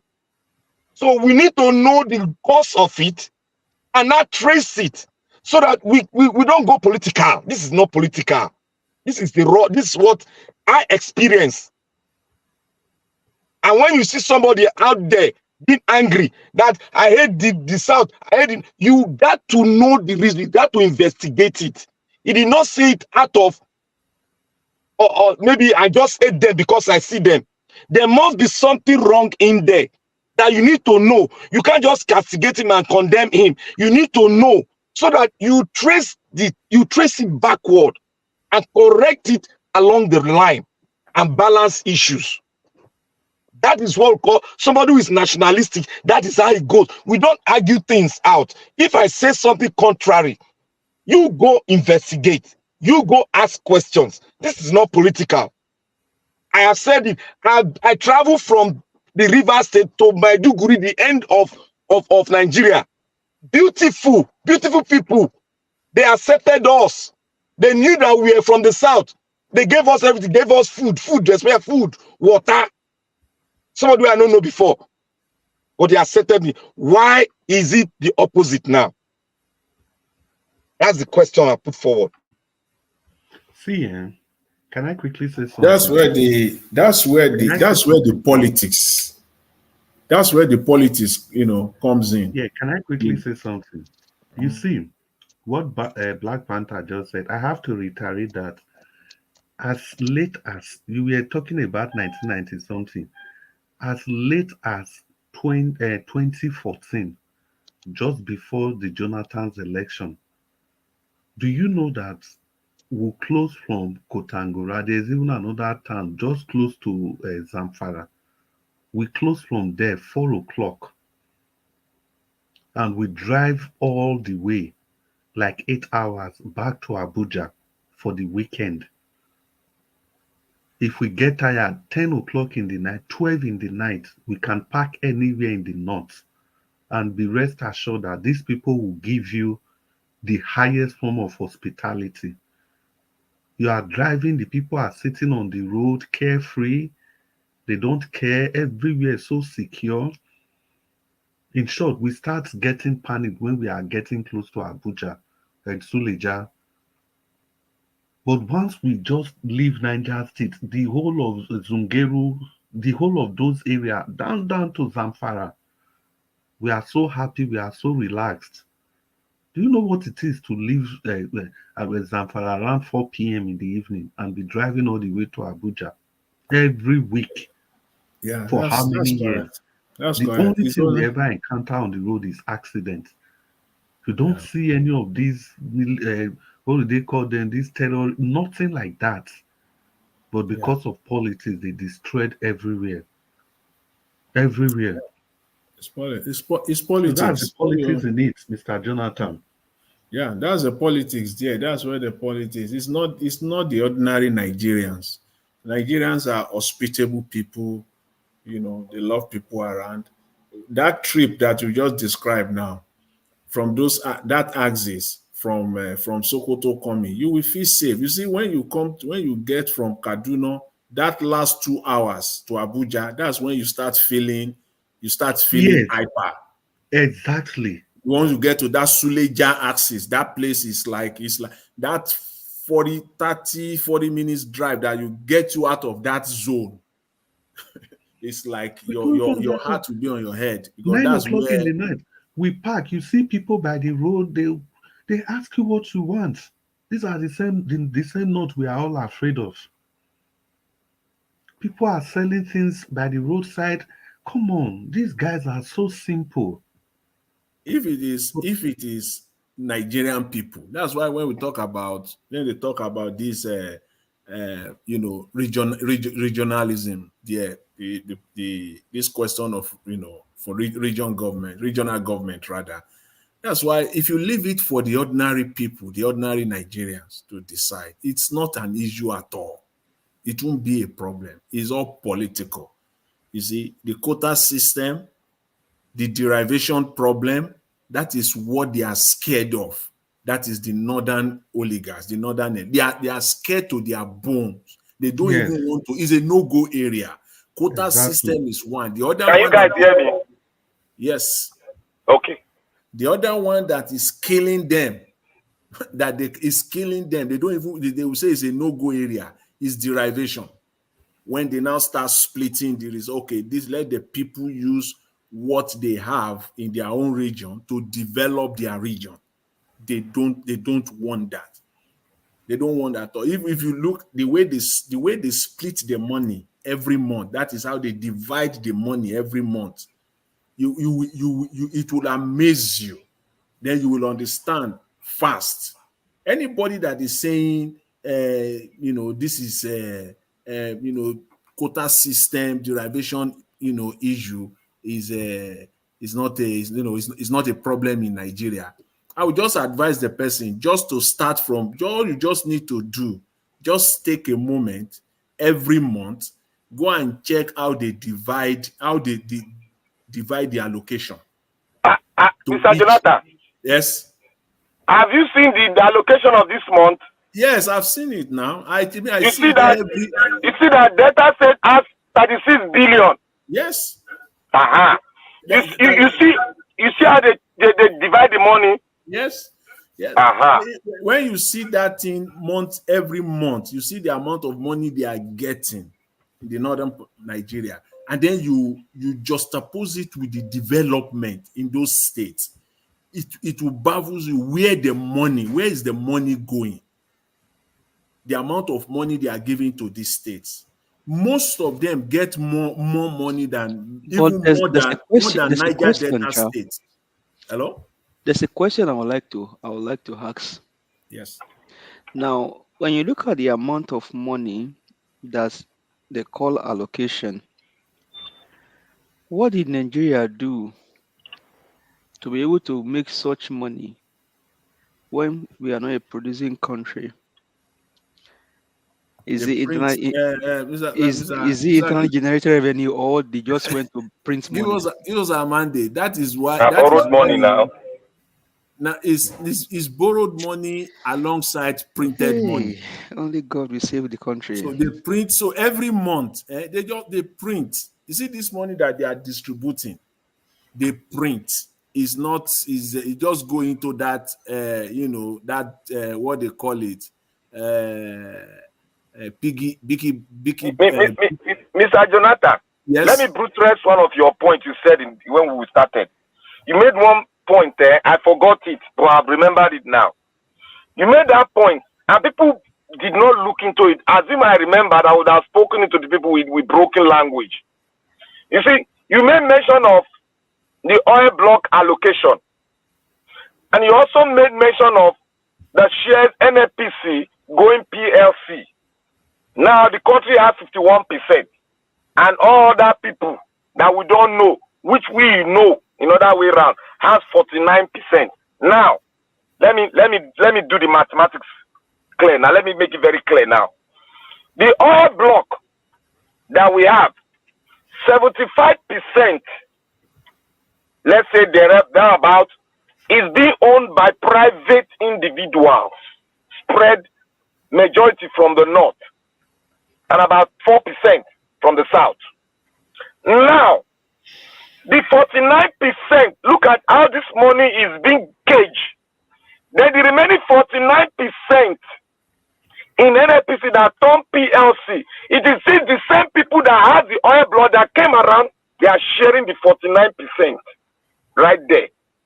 Including the 51% that is the Nigerian money. They are still doing what? They are still sharing it. That is the simple analogy. I don't have any economy there. That is what they are doing. That is why you see there is no money. That is why you see even the 36 billion that's given to Delta State, that money, half of that money, the state governor will sit on it. How can you have 36 billion? Let me say average given to Delta State. That money they are getting now, if you look at it, is that money is 125% higher than what they got last year. That is because of the valuation of the currency. That is what they are getting now. If you go to each of these states, if you look at what is happening there, most of them have not even paying. They are not paying salary and pension. They are not paying at all. Yeah. But they are paying themselves security allocation. That's the problem that we have in Nigeria. There is a lot of fraud in the system. That is why if I begin to pinpoint all the fraud, and every one of us begin to pinpoint, you will just conclude that you need to tear this thing apart and form a new thing. Let me tell you one of the fraud. Obaseki is spending about 60 billion to maintain his office, the office of the deputy governor, and that of the entire House of Assembly people for their own 60 billion. Just running cost. Go and check Edo State's budget. Just no basic, nothing that has to do with infrastructure, just basic things. Taking care of just things between him, the deputy, and the State House of Assembly. And you want me to support the person that guy is going to present? It's not possible. It's 60 billion. Yes, no. It's there. Jesus Christ. That's the problem we have in Nigeria. That's the reason why when you ask where's the money, the question give us a mandate asked earlier. And where is the money coming from? The money they continue to print money. See, it's just so sad. Nigeria is so sad that the people that are there is just like thank God that we are not in the military junta era, where some group of military junta will just but anyways, let's just leave that aside, because what they are ravaging right now, the amount of money that they are ravaging is mind-boggling. Yeah, the amount of money they are stealing right now. You know why they are not, why Nigerians will not know how much money we have now, and they cannot come clean to us. They have leveraged everything. They have leveraged everything. Is that one that we saw some few months ago that they got $3 billion and they gave up 12. They will pay back with $12 billion worth of crude oil. That one was a child's play. They are still doing it tomorrow. They are still doing it tomorrow. So somebody asked a question earlier today where they got the 7 billion to pay. See, they still got another one from World Bank, not World Bank, IMF.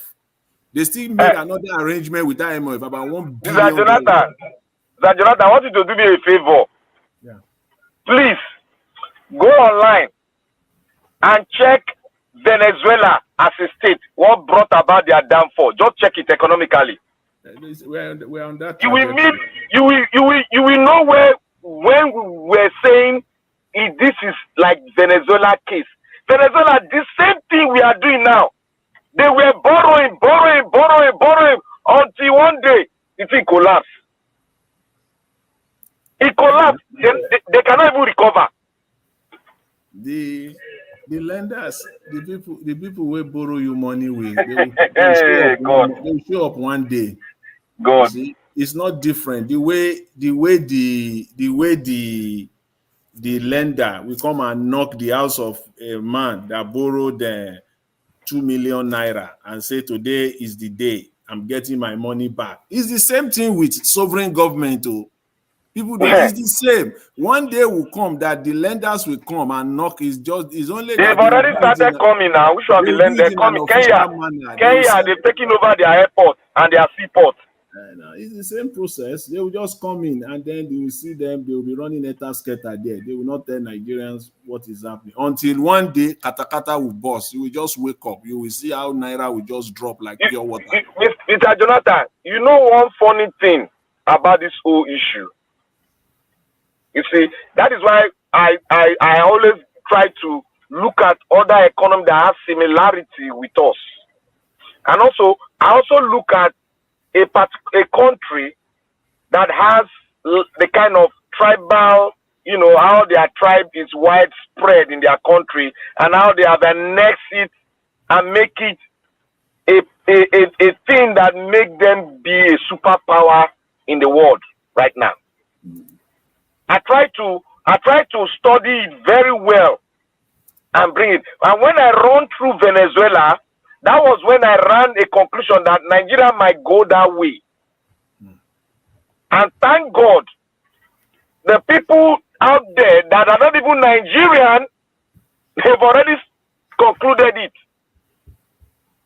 You see, the way we are going now, that is why that's why I'm not. Look, I know they're scared. I know they're scared though.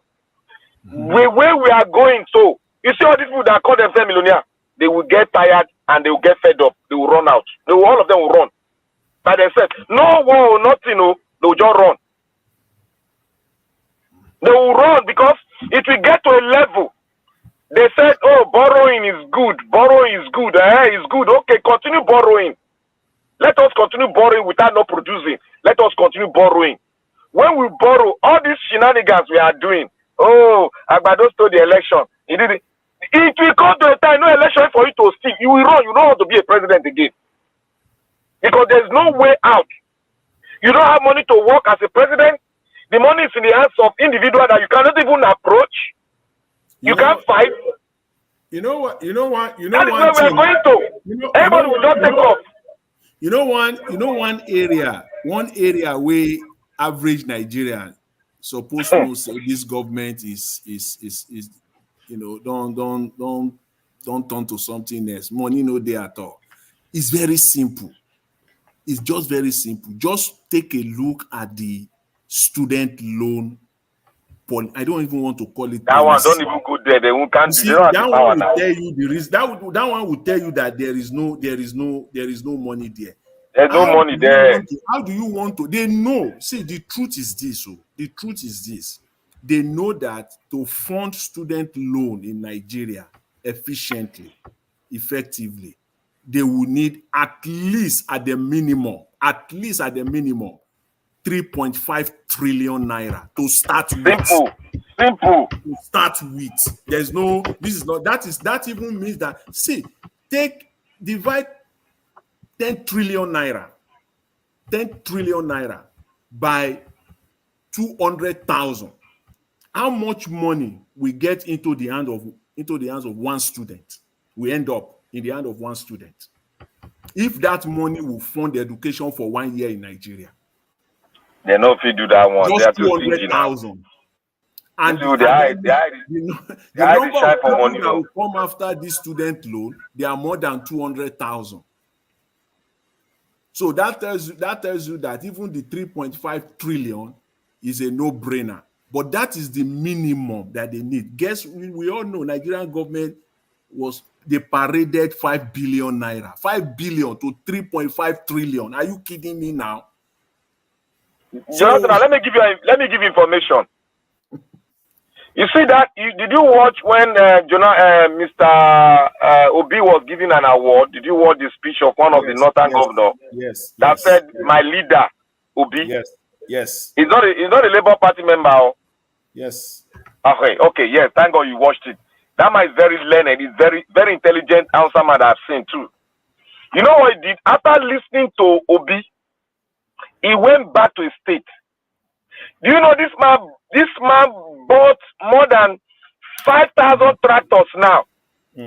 That's Niger State governor now. Yeah. Yes, he told the president to come and launch the president. Now president just waka go there, go launch and he wants to make political game, but he no fit. Because that man is a smart guy. Look, that guy saw something in Obi, and Obi told them that the money that can be accrued from the north, especially Niger State, can feed the entire African nation. People never believe this thing. This thing is wisdom. And that man took that thing Obi said. He said, this man that everybody's against, there's something this guy has seen in the north. This man is a resource person. Let me do it. The guy went, never reached 1 month. The guy he don't set ablaze the entire land now. They don't begin to till the soil. While others say that they look Abia State governor, they build the electricity, they look the guy now. When this guy will come out with results, they will all be clapping hand for him. But they don't know that it is better for you to learn from that man. There's something in that person that everybody hates that you can tap from. There's wisdom. This is what we call wisdom. Tap it. Test it. It's not your money. It's the state money now. It's the everyone money. Use it to till the soil. Forget this mineral resources that they kill themselves for. Till the land. Feed your people. If you feed your people, there's nothing greater than that. When you feed them, they will have sense of belonging. They will know that through their state, they can become who they want to become. Wow. It's just a matter of tapping the resources of every region. That is why I look at it. We have missed it all along. Even the people of the north have missed it, or they are still missing it. Yes. Look at Dubai, Qatar. Dubai said, just Dubai. They couldn't even till their soil. They only know about fishing. But because they discover oil, do you know what they did? They are farming in the desert now.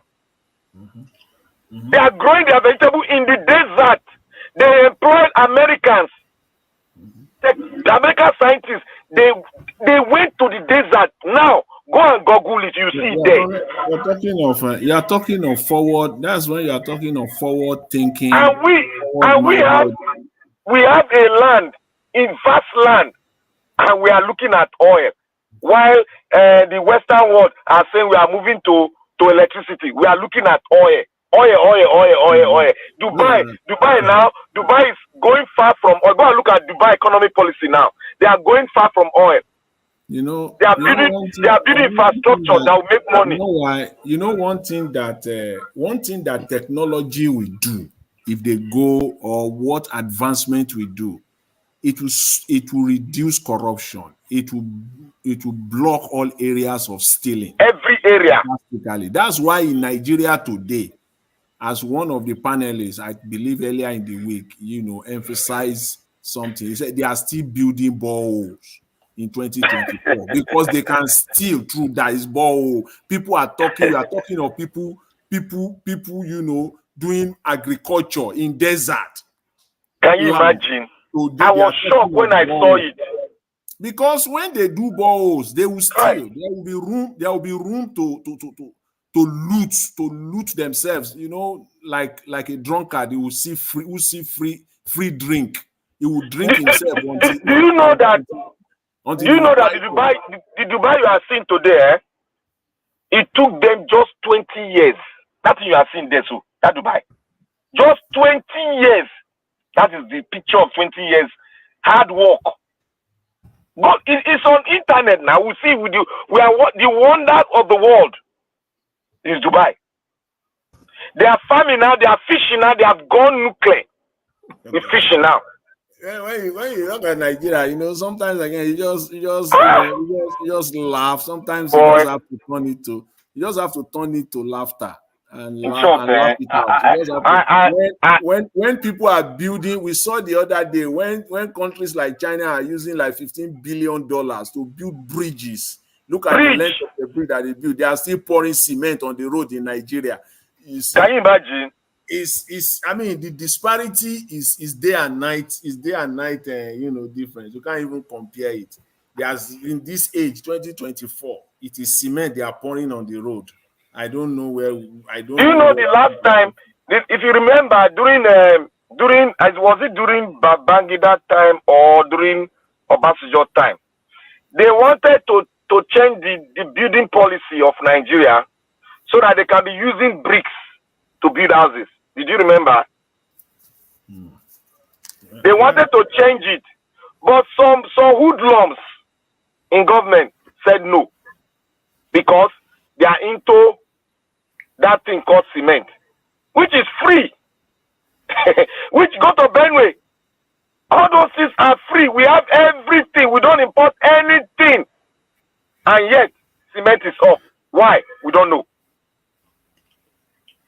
We don't import anything to produce, to build, to make cement. We don't import any raw materials at all. We have everything, no additives. Everything is right there.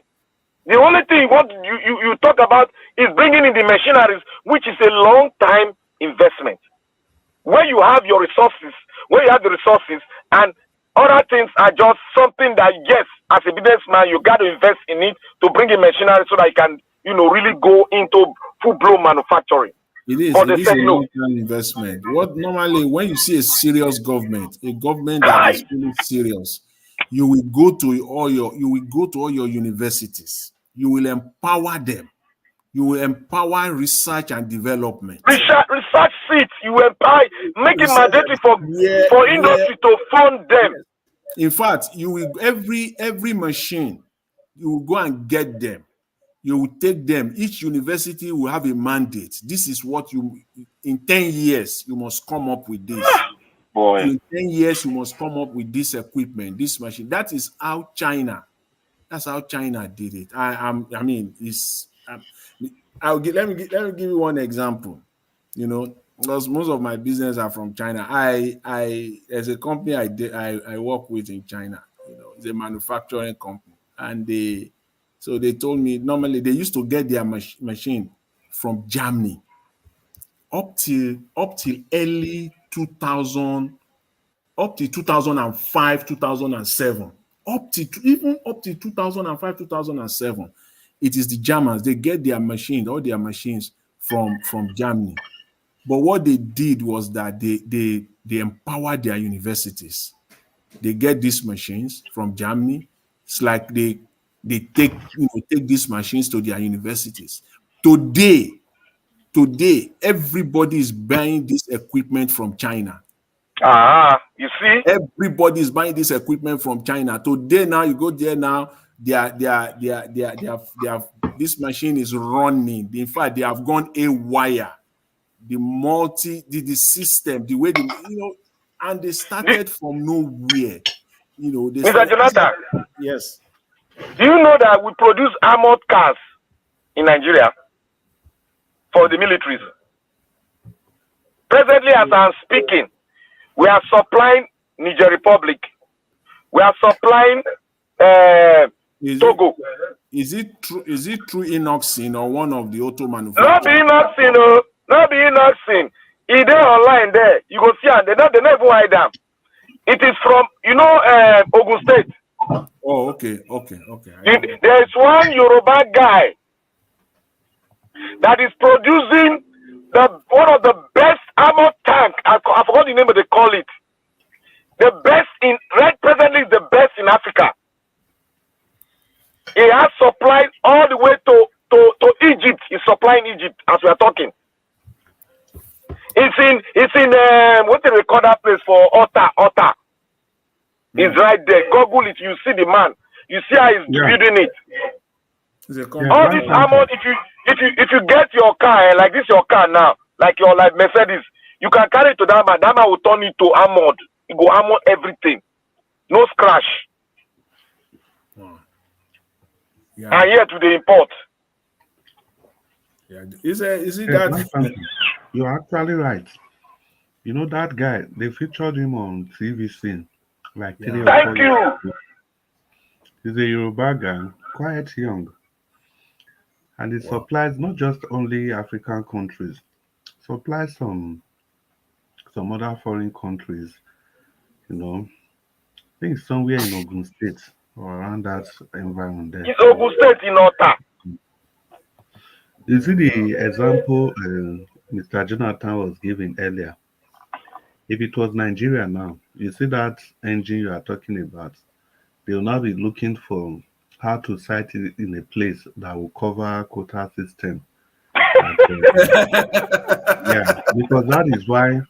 Oh my God. That is no wait. That is why you have refinery in Kaduna. Do you know what it takes to pump oil all the way from Delta to Kaduna?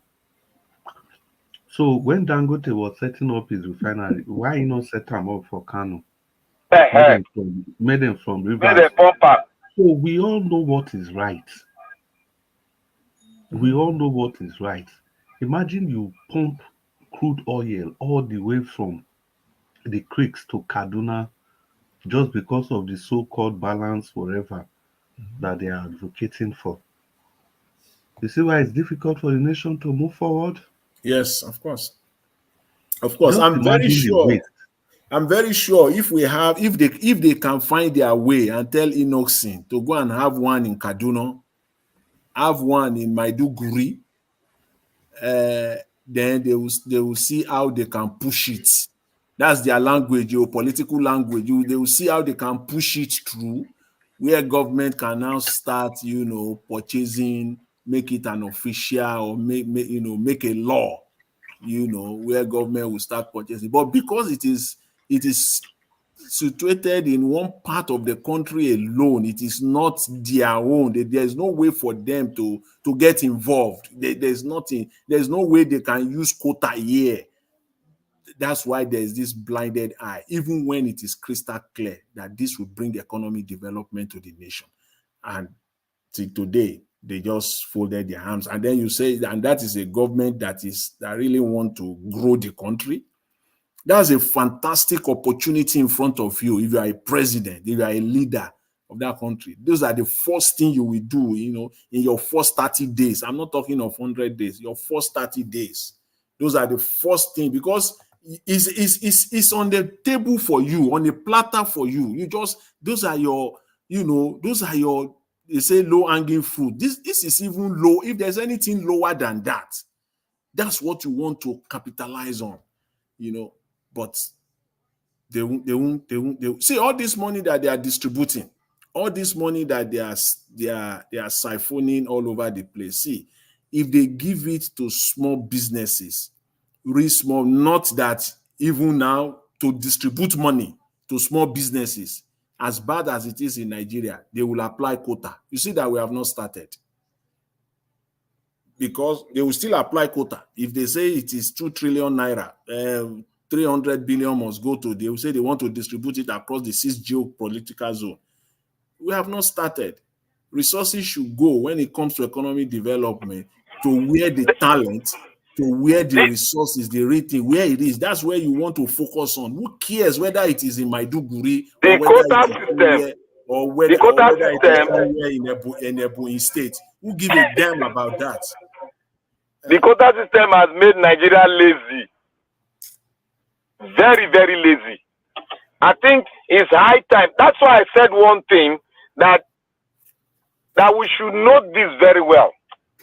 Look at India. India is a reference that I always make. The reason why I'm making India as a reference, as a case study for everyone to study, it is because India, even their tribes, is even more than us. And what is happening? India is a secular state. What has happened in India now? They have sent something to the moon. Their people to the moon. They've sent their stuff to the moon. And we are here complaining, oh, you are tribal. Tribalism. Tribalism not be our problem. There is beauty. I've already said there's beauty. There's a reason and purpose why we are together. It might not be the calculation of the creators. They might not be perfect in their calculation, but there is a purpose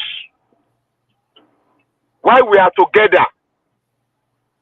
Indians went through hell more than we. Go and look at their history. The British dealt with them like hell. But what happened? They harnessed their resources, they harnessed their tribe, and became what we are, what they are today. They worked hard. And now look at where we are. Because of just oil, resources. Look at the way they are dancing like ants, looking for sugar to come and leak. Now they are forgetting that they have people, they have brothers and sisters, and this thing they are doing has a time limit. That is why I say it. Go and look at how Venezuela, one of the richest nations in South America. America was adoring them. They had money. They were paying their citizens monthly without no work. Go and look at them today. They can't even fund their government as it is today. All loan blocks. Of course, now they can't give them loan again because all their resources, their oil, is being taken by those that gave them loan in the past. Yes, now they can't do anything. If they call it, they'll just come take over the government, take over the country. That's what they would do. People don't know the effect of borrowing. You don't want to harness your resources you have. We have intellectuals. We have great Nigerians. Is it not a Nigerian that brought a baby out from the womb in America here, treat the baby of what he had, and put it back into the womb of the woman? Now the baby is living strong. Beautiful girl. And we are saying we don't have intellectuals. What will stop a Nigerian government from building? In short, let me come on Nigerian government and let me talk about those people that call themselves billionaire and millionaire, and those Nigerian artists that are throwing money all around, buying private jets. Look, what does it cost them to build a children hospital? Raise a fund among you people. Do something that history will speak about you. Look at in Dallas here, we have children hospital. Tell me who is funding the hospital? They only get little grants from the government. Everybody, every American is funding that hospital. You know they are fear. You know the reason why the reason why they are not doing that, and they will not do that, even despite the fact that this money, they have this money, even they stole the money. Yes, fine, we all know. Is the fear that whatever they do with the money in Nigeria, those things could be taken away from them. But what about the artists that are buying private jets that has 1, 2? You know, those ones, they know that, you know, those, you see, the way when they bought those private jets, you see, the way they do it is that they lease it. They lease those private jets. So it is not entirely like as in under their name, right? So even when you see those private jets parked there, you cannot go and lay your hands on. It's just like somebody who bought got a car on lease. That car technically is not your own. It belongs to the lease company. And that's what they do with all those private jets. I know that's what they do because I know that's what they do. So they because what we are saying, what I'm saying is the reason why I'm pointing my fingers to them is like this. You know when there was a Katrina that struck in America, that in one city, it blew a lot of home down. Just one person, the lady, one of the richest lady in America, Oprah Winfrey, just one person, he raised a fund and built more than 1,000 homes and gave it out free. I gave it out free. They can't do that in Nigeria. Is in And Nigeria? sometimes I see them, I say, look at these poverty-stricken artists that we have. They are calling themselves, they are poor. What does it take in Nigeria to build 1,000 homes? I mean, 1 million homes. Hey. What does it take? 1 million. Even if you want to build it across the 6 geopolitical zone based on population and the density of the state, or of the density of the area. So you can build. What does it take? It can be completed within 6, 7. If you are a president and you want to be there for 8 years, you can complete it. Because money Very is cheap home you can build. Yes. And then I build 1 million, and all this one they are distributing money to people. Say they are giving them palliative in terms of money. Those are wasted money. You see, when I meet an artist, he has in his account. These are I watch them every time. I know how their money they grow now. One Nigerian artist, I won't mention the name, has well over $100 million US in America. Money in America.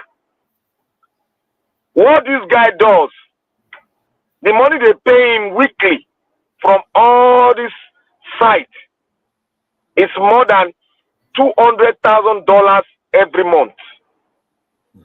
That's one part of it too. A Nigerian artist. And yet, he cannot even boast of building one cottage house in his country. To give to say people, or have one thing to sponsor children to school, or give to the homeless.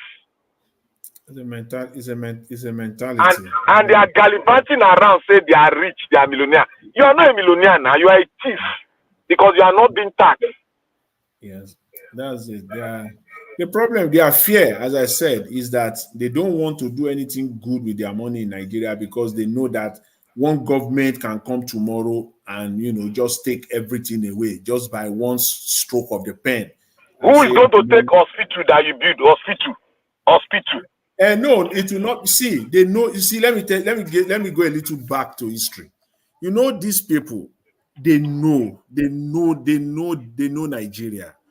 They know that they are not naive. You remember in 1975 and 1976, when Obasanjo nationalized all the oil companies in Nigeria. That thing is in their brain. You see, a government can come in and say, okay, yes, it is your company.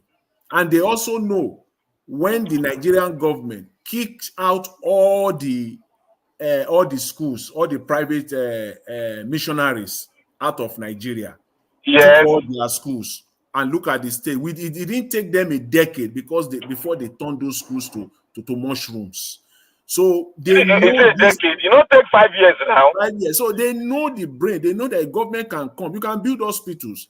Use maybe $1 billion. Stolen money, fine. Stolen money. You build it, fine. And people are enjoying it in the country. One government can just turn around tomorrow and say, okay, that hospital, they are taking it over. They will take it over. And then if you talk, they can even tell, they will just probe him, put some things around him, and then, just rope him in. And that's it. That's what the case he will pursue for the rest of his life. Well, so they know all these things. These people are not ready to as I did, so one thing that I pray, God should give me the money that I'll use to invest. You see the hospital issue, they pay me for my blood.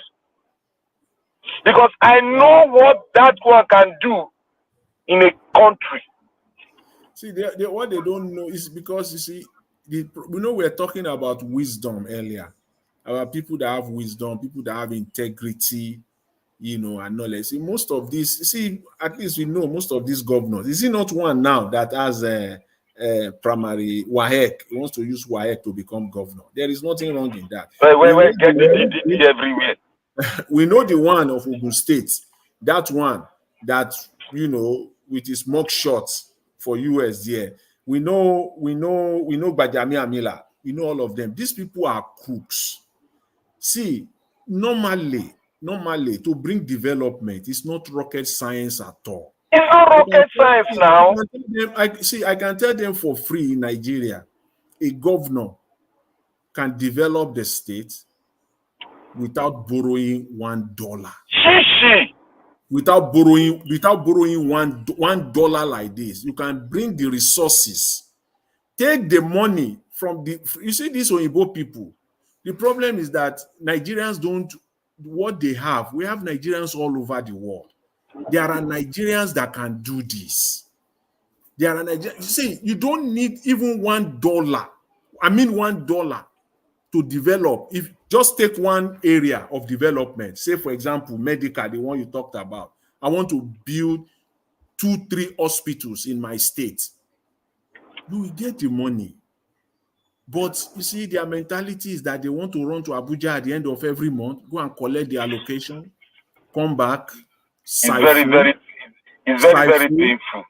You know, it's just a cycle, repeat, you know, rinse and repeat. Then the following month, send his commissioner of finance to Abuja, get allocation, siphon, the one they want to siphon, look for dollar, the one they will, you know, the dollar they will look for. They just do it month in, month out, and before you know it, 4 years is over. They are looking for another 4 years. If he gets it, fine. If it's so unsuccessful, there's one insurance. He has kept enough already, at least for that 4 years. This Nigeria, it was a good country before. Of course. I'm telling you the truth. I know what I benefit. A little bit of it, just a little bit. And that time, people will still say Nigeria is not good, though. But when you know, I have, before I left Nigeria, I have insurance. Na card. It was organized by United Nations. They test run it in Nigeria. I was a beneficiary. Not be say I go hustle for Amo. They just meet me. Say, do you want insurance? I say I want. Oh, how far? How much? He said he's just paying 1,000 naira every month. I said bring 3. I want to give to my brothers. That was that. I wanted to test them. I have money. I wanted to test them if it works. They now designate me to Maryland zone because they zone the whole state. They now give me all the hospitals in Maryland. And we have beautiful hospitals, good doctors then, during Obasanjo time. I had malaria. And I went there. To my surprise, if you see the way they received me, they put me down. Okay, give me your card. Yeah, I remember. You see that thing you are talking about? Yes.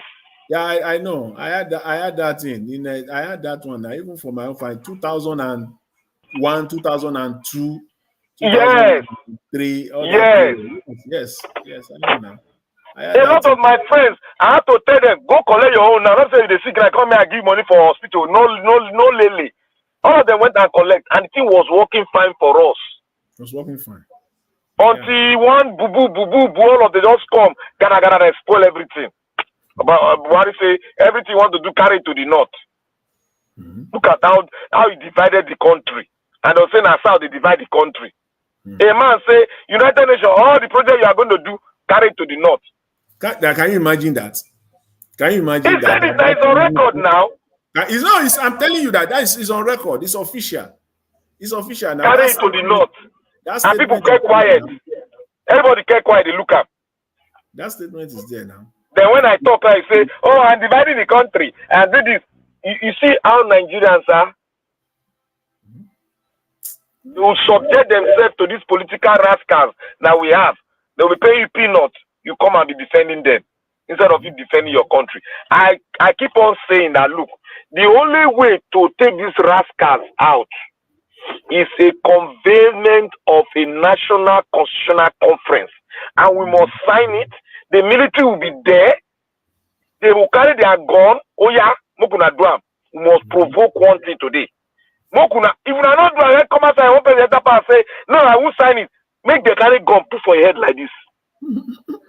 Because that is the only way we can do it, because I don't see anything there that you don't want to form a constitution that will make a rebirth of a country so that everybody go get everything. Everybody go get, even, I was even proposing that every state should have an oil rig. Let us give it to state. Let us stop giving to individuals. Every state in Nigeria, let them have one oil rig. That's a state crime now. Giving. Giving I mean, giving to individuals. That's the problem we have now. Giving it to individual. That's a treasonable offense as far as I'm concerned. For me, giving the national resources to one individual to corner it, and then that was what. When I was in school, I was a member. I became the PRO of the Niger Delta Union, Niger Delta Student Union. Okay. I became a PRO when I was in Port Harcourt. It was newly formed. We were just the first people that came in. You know what? The argument I put forward, it looks like not a very popular stuff, but I don't know what came into me. But I just put it forward. I said, look, since this oil might be our problem, instead of dividing money, say divide money every day, divide money, let the federal government offshore, they own all the oil. Let them hold that one. Then all the onshore oil, we have enough. Let them give it to each state, but the state that has the oil should be given like 4 or 5. Then other states should be given 1. Then let us see if development not go happen. Let us see who go fight each other. Let us see the mafia that will take over the oil stuff. Let us see if they will be interested in NNPC anymore. That's not. These are fundamentals. It's not a rocket science. It's one Nigeria. It's not. They won't do. The Northerners won't. They won't go for that. You know. The northern oligarchs will not. They will not go for that. Even it is still to the advantage, but they won't see. Yeah, now. You go invest in oil. If you want to carry the oil, drain them from Bayelsa, carry pipe, go reach your father's house, do them, so far on our own. Sell them, but they pay tax to the federal government. Federal government has enough money to have a strong military, to have a strong police, and give every state. Let me see any state that will say, I won't have my own state police. Because you have one oil rig that gives you monies in the billions every month. You pay tax to the government, and you still collect your state tax from the company that you have signed agreement with your money they get again. So, and the internal generated income that you get, this is not rocket science. This is if we are dedicated to our country, if we love our country, if we want peace, if we want brotherhood, let's convey a national conference. And the clause will be there. We are not breaking. We must write our own constitution that is African. Let us try it. And if other countries won't follow us. That breaking is what they are afraid of. I don't know. Nobody's going to break. Isn't that breaking? Once you mention that thing, they will stood up. That's the problem they're having. The national conference, they did the GJ convey one. We break. Because the power of the president, Jonathan was bent on that, on conveying. Jonathan mean well, but people say though he had some lapses, but this is a man that is well read, and he subjected himself to the people to listen. How are we going to get out of this quagmire? All the people that came, let us convey a constitutional conference, back it with law. Let us go in there and make a new constitution of our own. Let us see how we're going to work ourselves out. How I wish Jonathan that time just decided to implement, to execute the. I wish he signed that. Look, there's some sacrifice a president need to make. Yes. Whether it takes my life, I will do it for Nigeria. Yeah, it was a political calculation that after the election. That is the problem they have now. That's all Nigerian politicians. That's the problem they have. Everything a calculation, political calculation. They won't even think about their country. It was a political calculation that will do it. That if he tried to implement it before the election, he might just lose the presidency, which you did anyway. At the end of the day, you lost the presidency. So, but he refused to put feet on the ground. That is the problem I have with him. He was scared. The problem was that he was scared. Yeah. He was thinking that, oh, I will break the country. Which country they break? Buhari don't do the wars, he break. These are the things we want to talk about. It's not easy to break a country. No. But when they continue, like, because when you have a large country like this, like Nigeria, when the impunity continues, it will get to a stage, Right, it is all the people inevitable. perpetrating evil, they will run. They'll say they don't tire. Yeah, breakup will be inevitable now if this That impunity is it now. continues. They will tire. They say, we know they do again. Make una go. We don't get the money. We'll come out because these people, they will come carry gun when they come into us inside house. That is what they will be thinking. Nigeria is already on that trajectory. Time will tell. That is what I keep on telling them. Me saying constitutional conference, I'm doing a lot of help. They don't know. I know why. Even Osekhome knows why he's preaching that thing. If we don't do it, we'll break. Yes. You give leverage to these people to break it.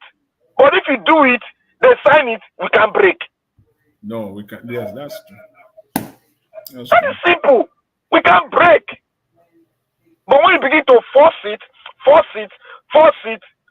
you get level where go reach now. Even United Nations say move cut am. That breakup will be inevitable at the end. You go reach one level. United Nations go advise. The way Nigeria is going right now is not sustainable at all. It's not. It can never be sustainable because the people are too greedy. They won't get the whole world through Nigeria. Okay, we leave it at that, Black Panther. Yes, so have a blessed night. Tomorrow we will meet again. You too. Thank you very much. Wonderful evening. Thanks. I'm gonna try. Good night, everybody.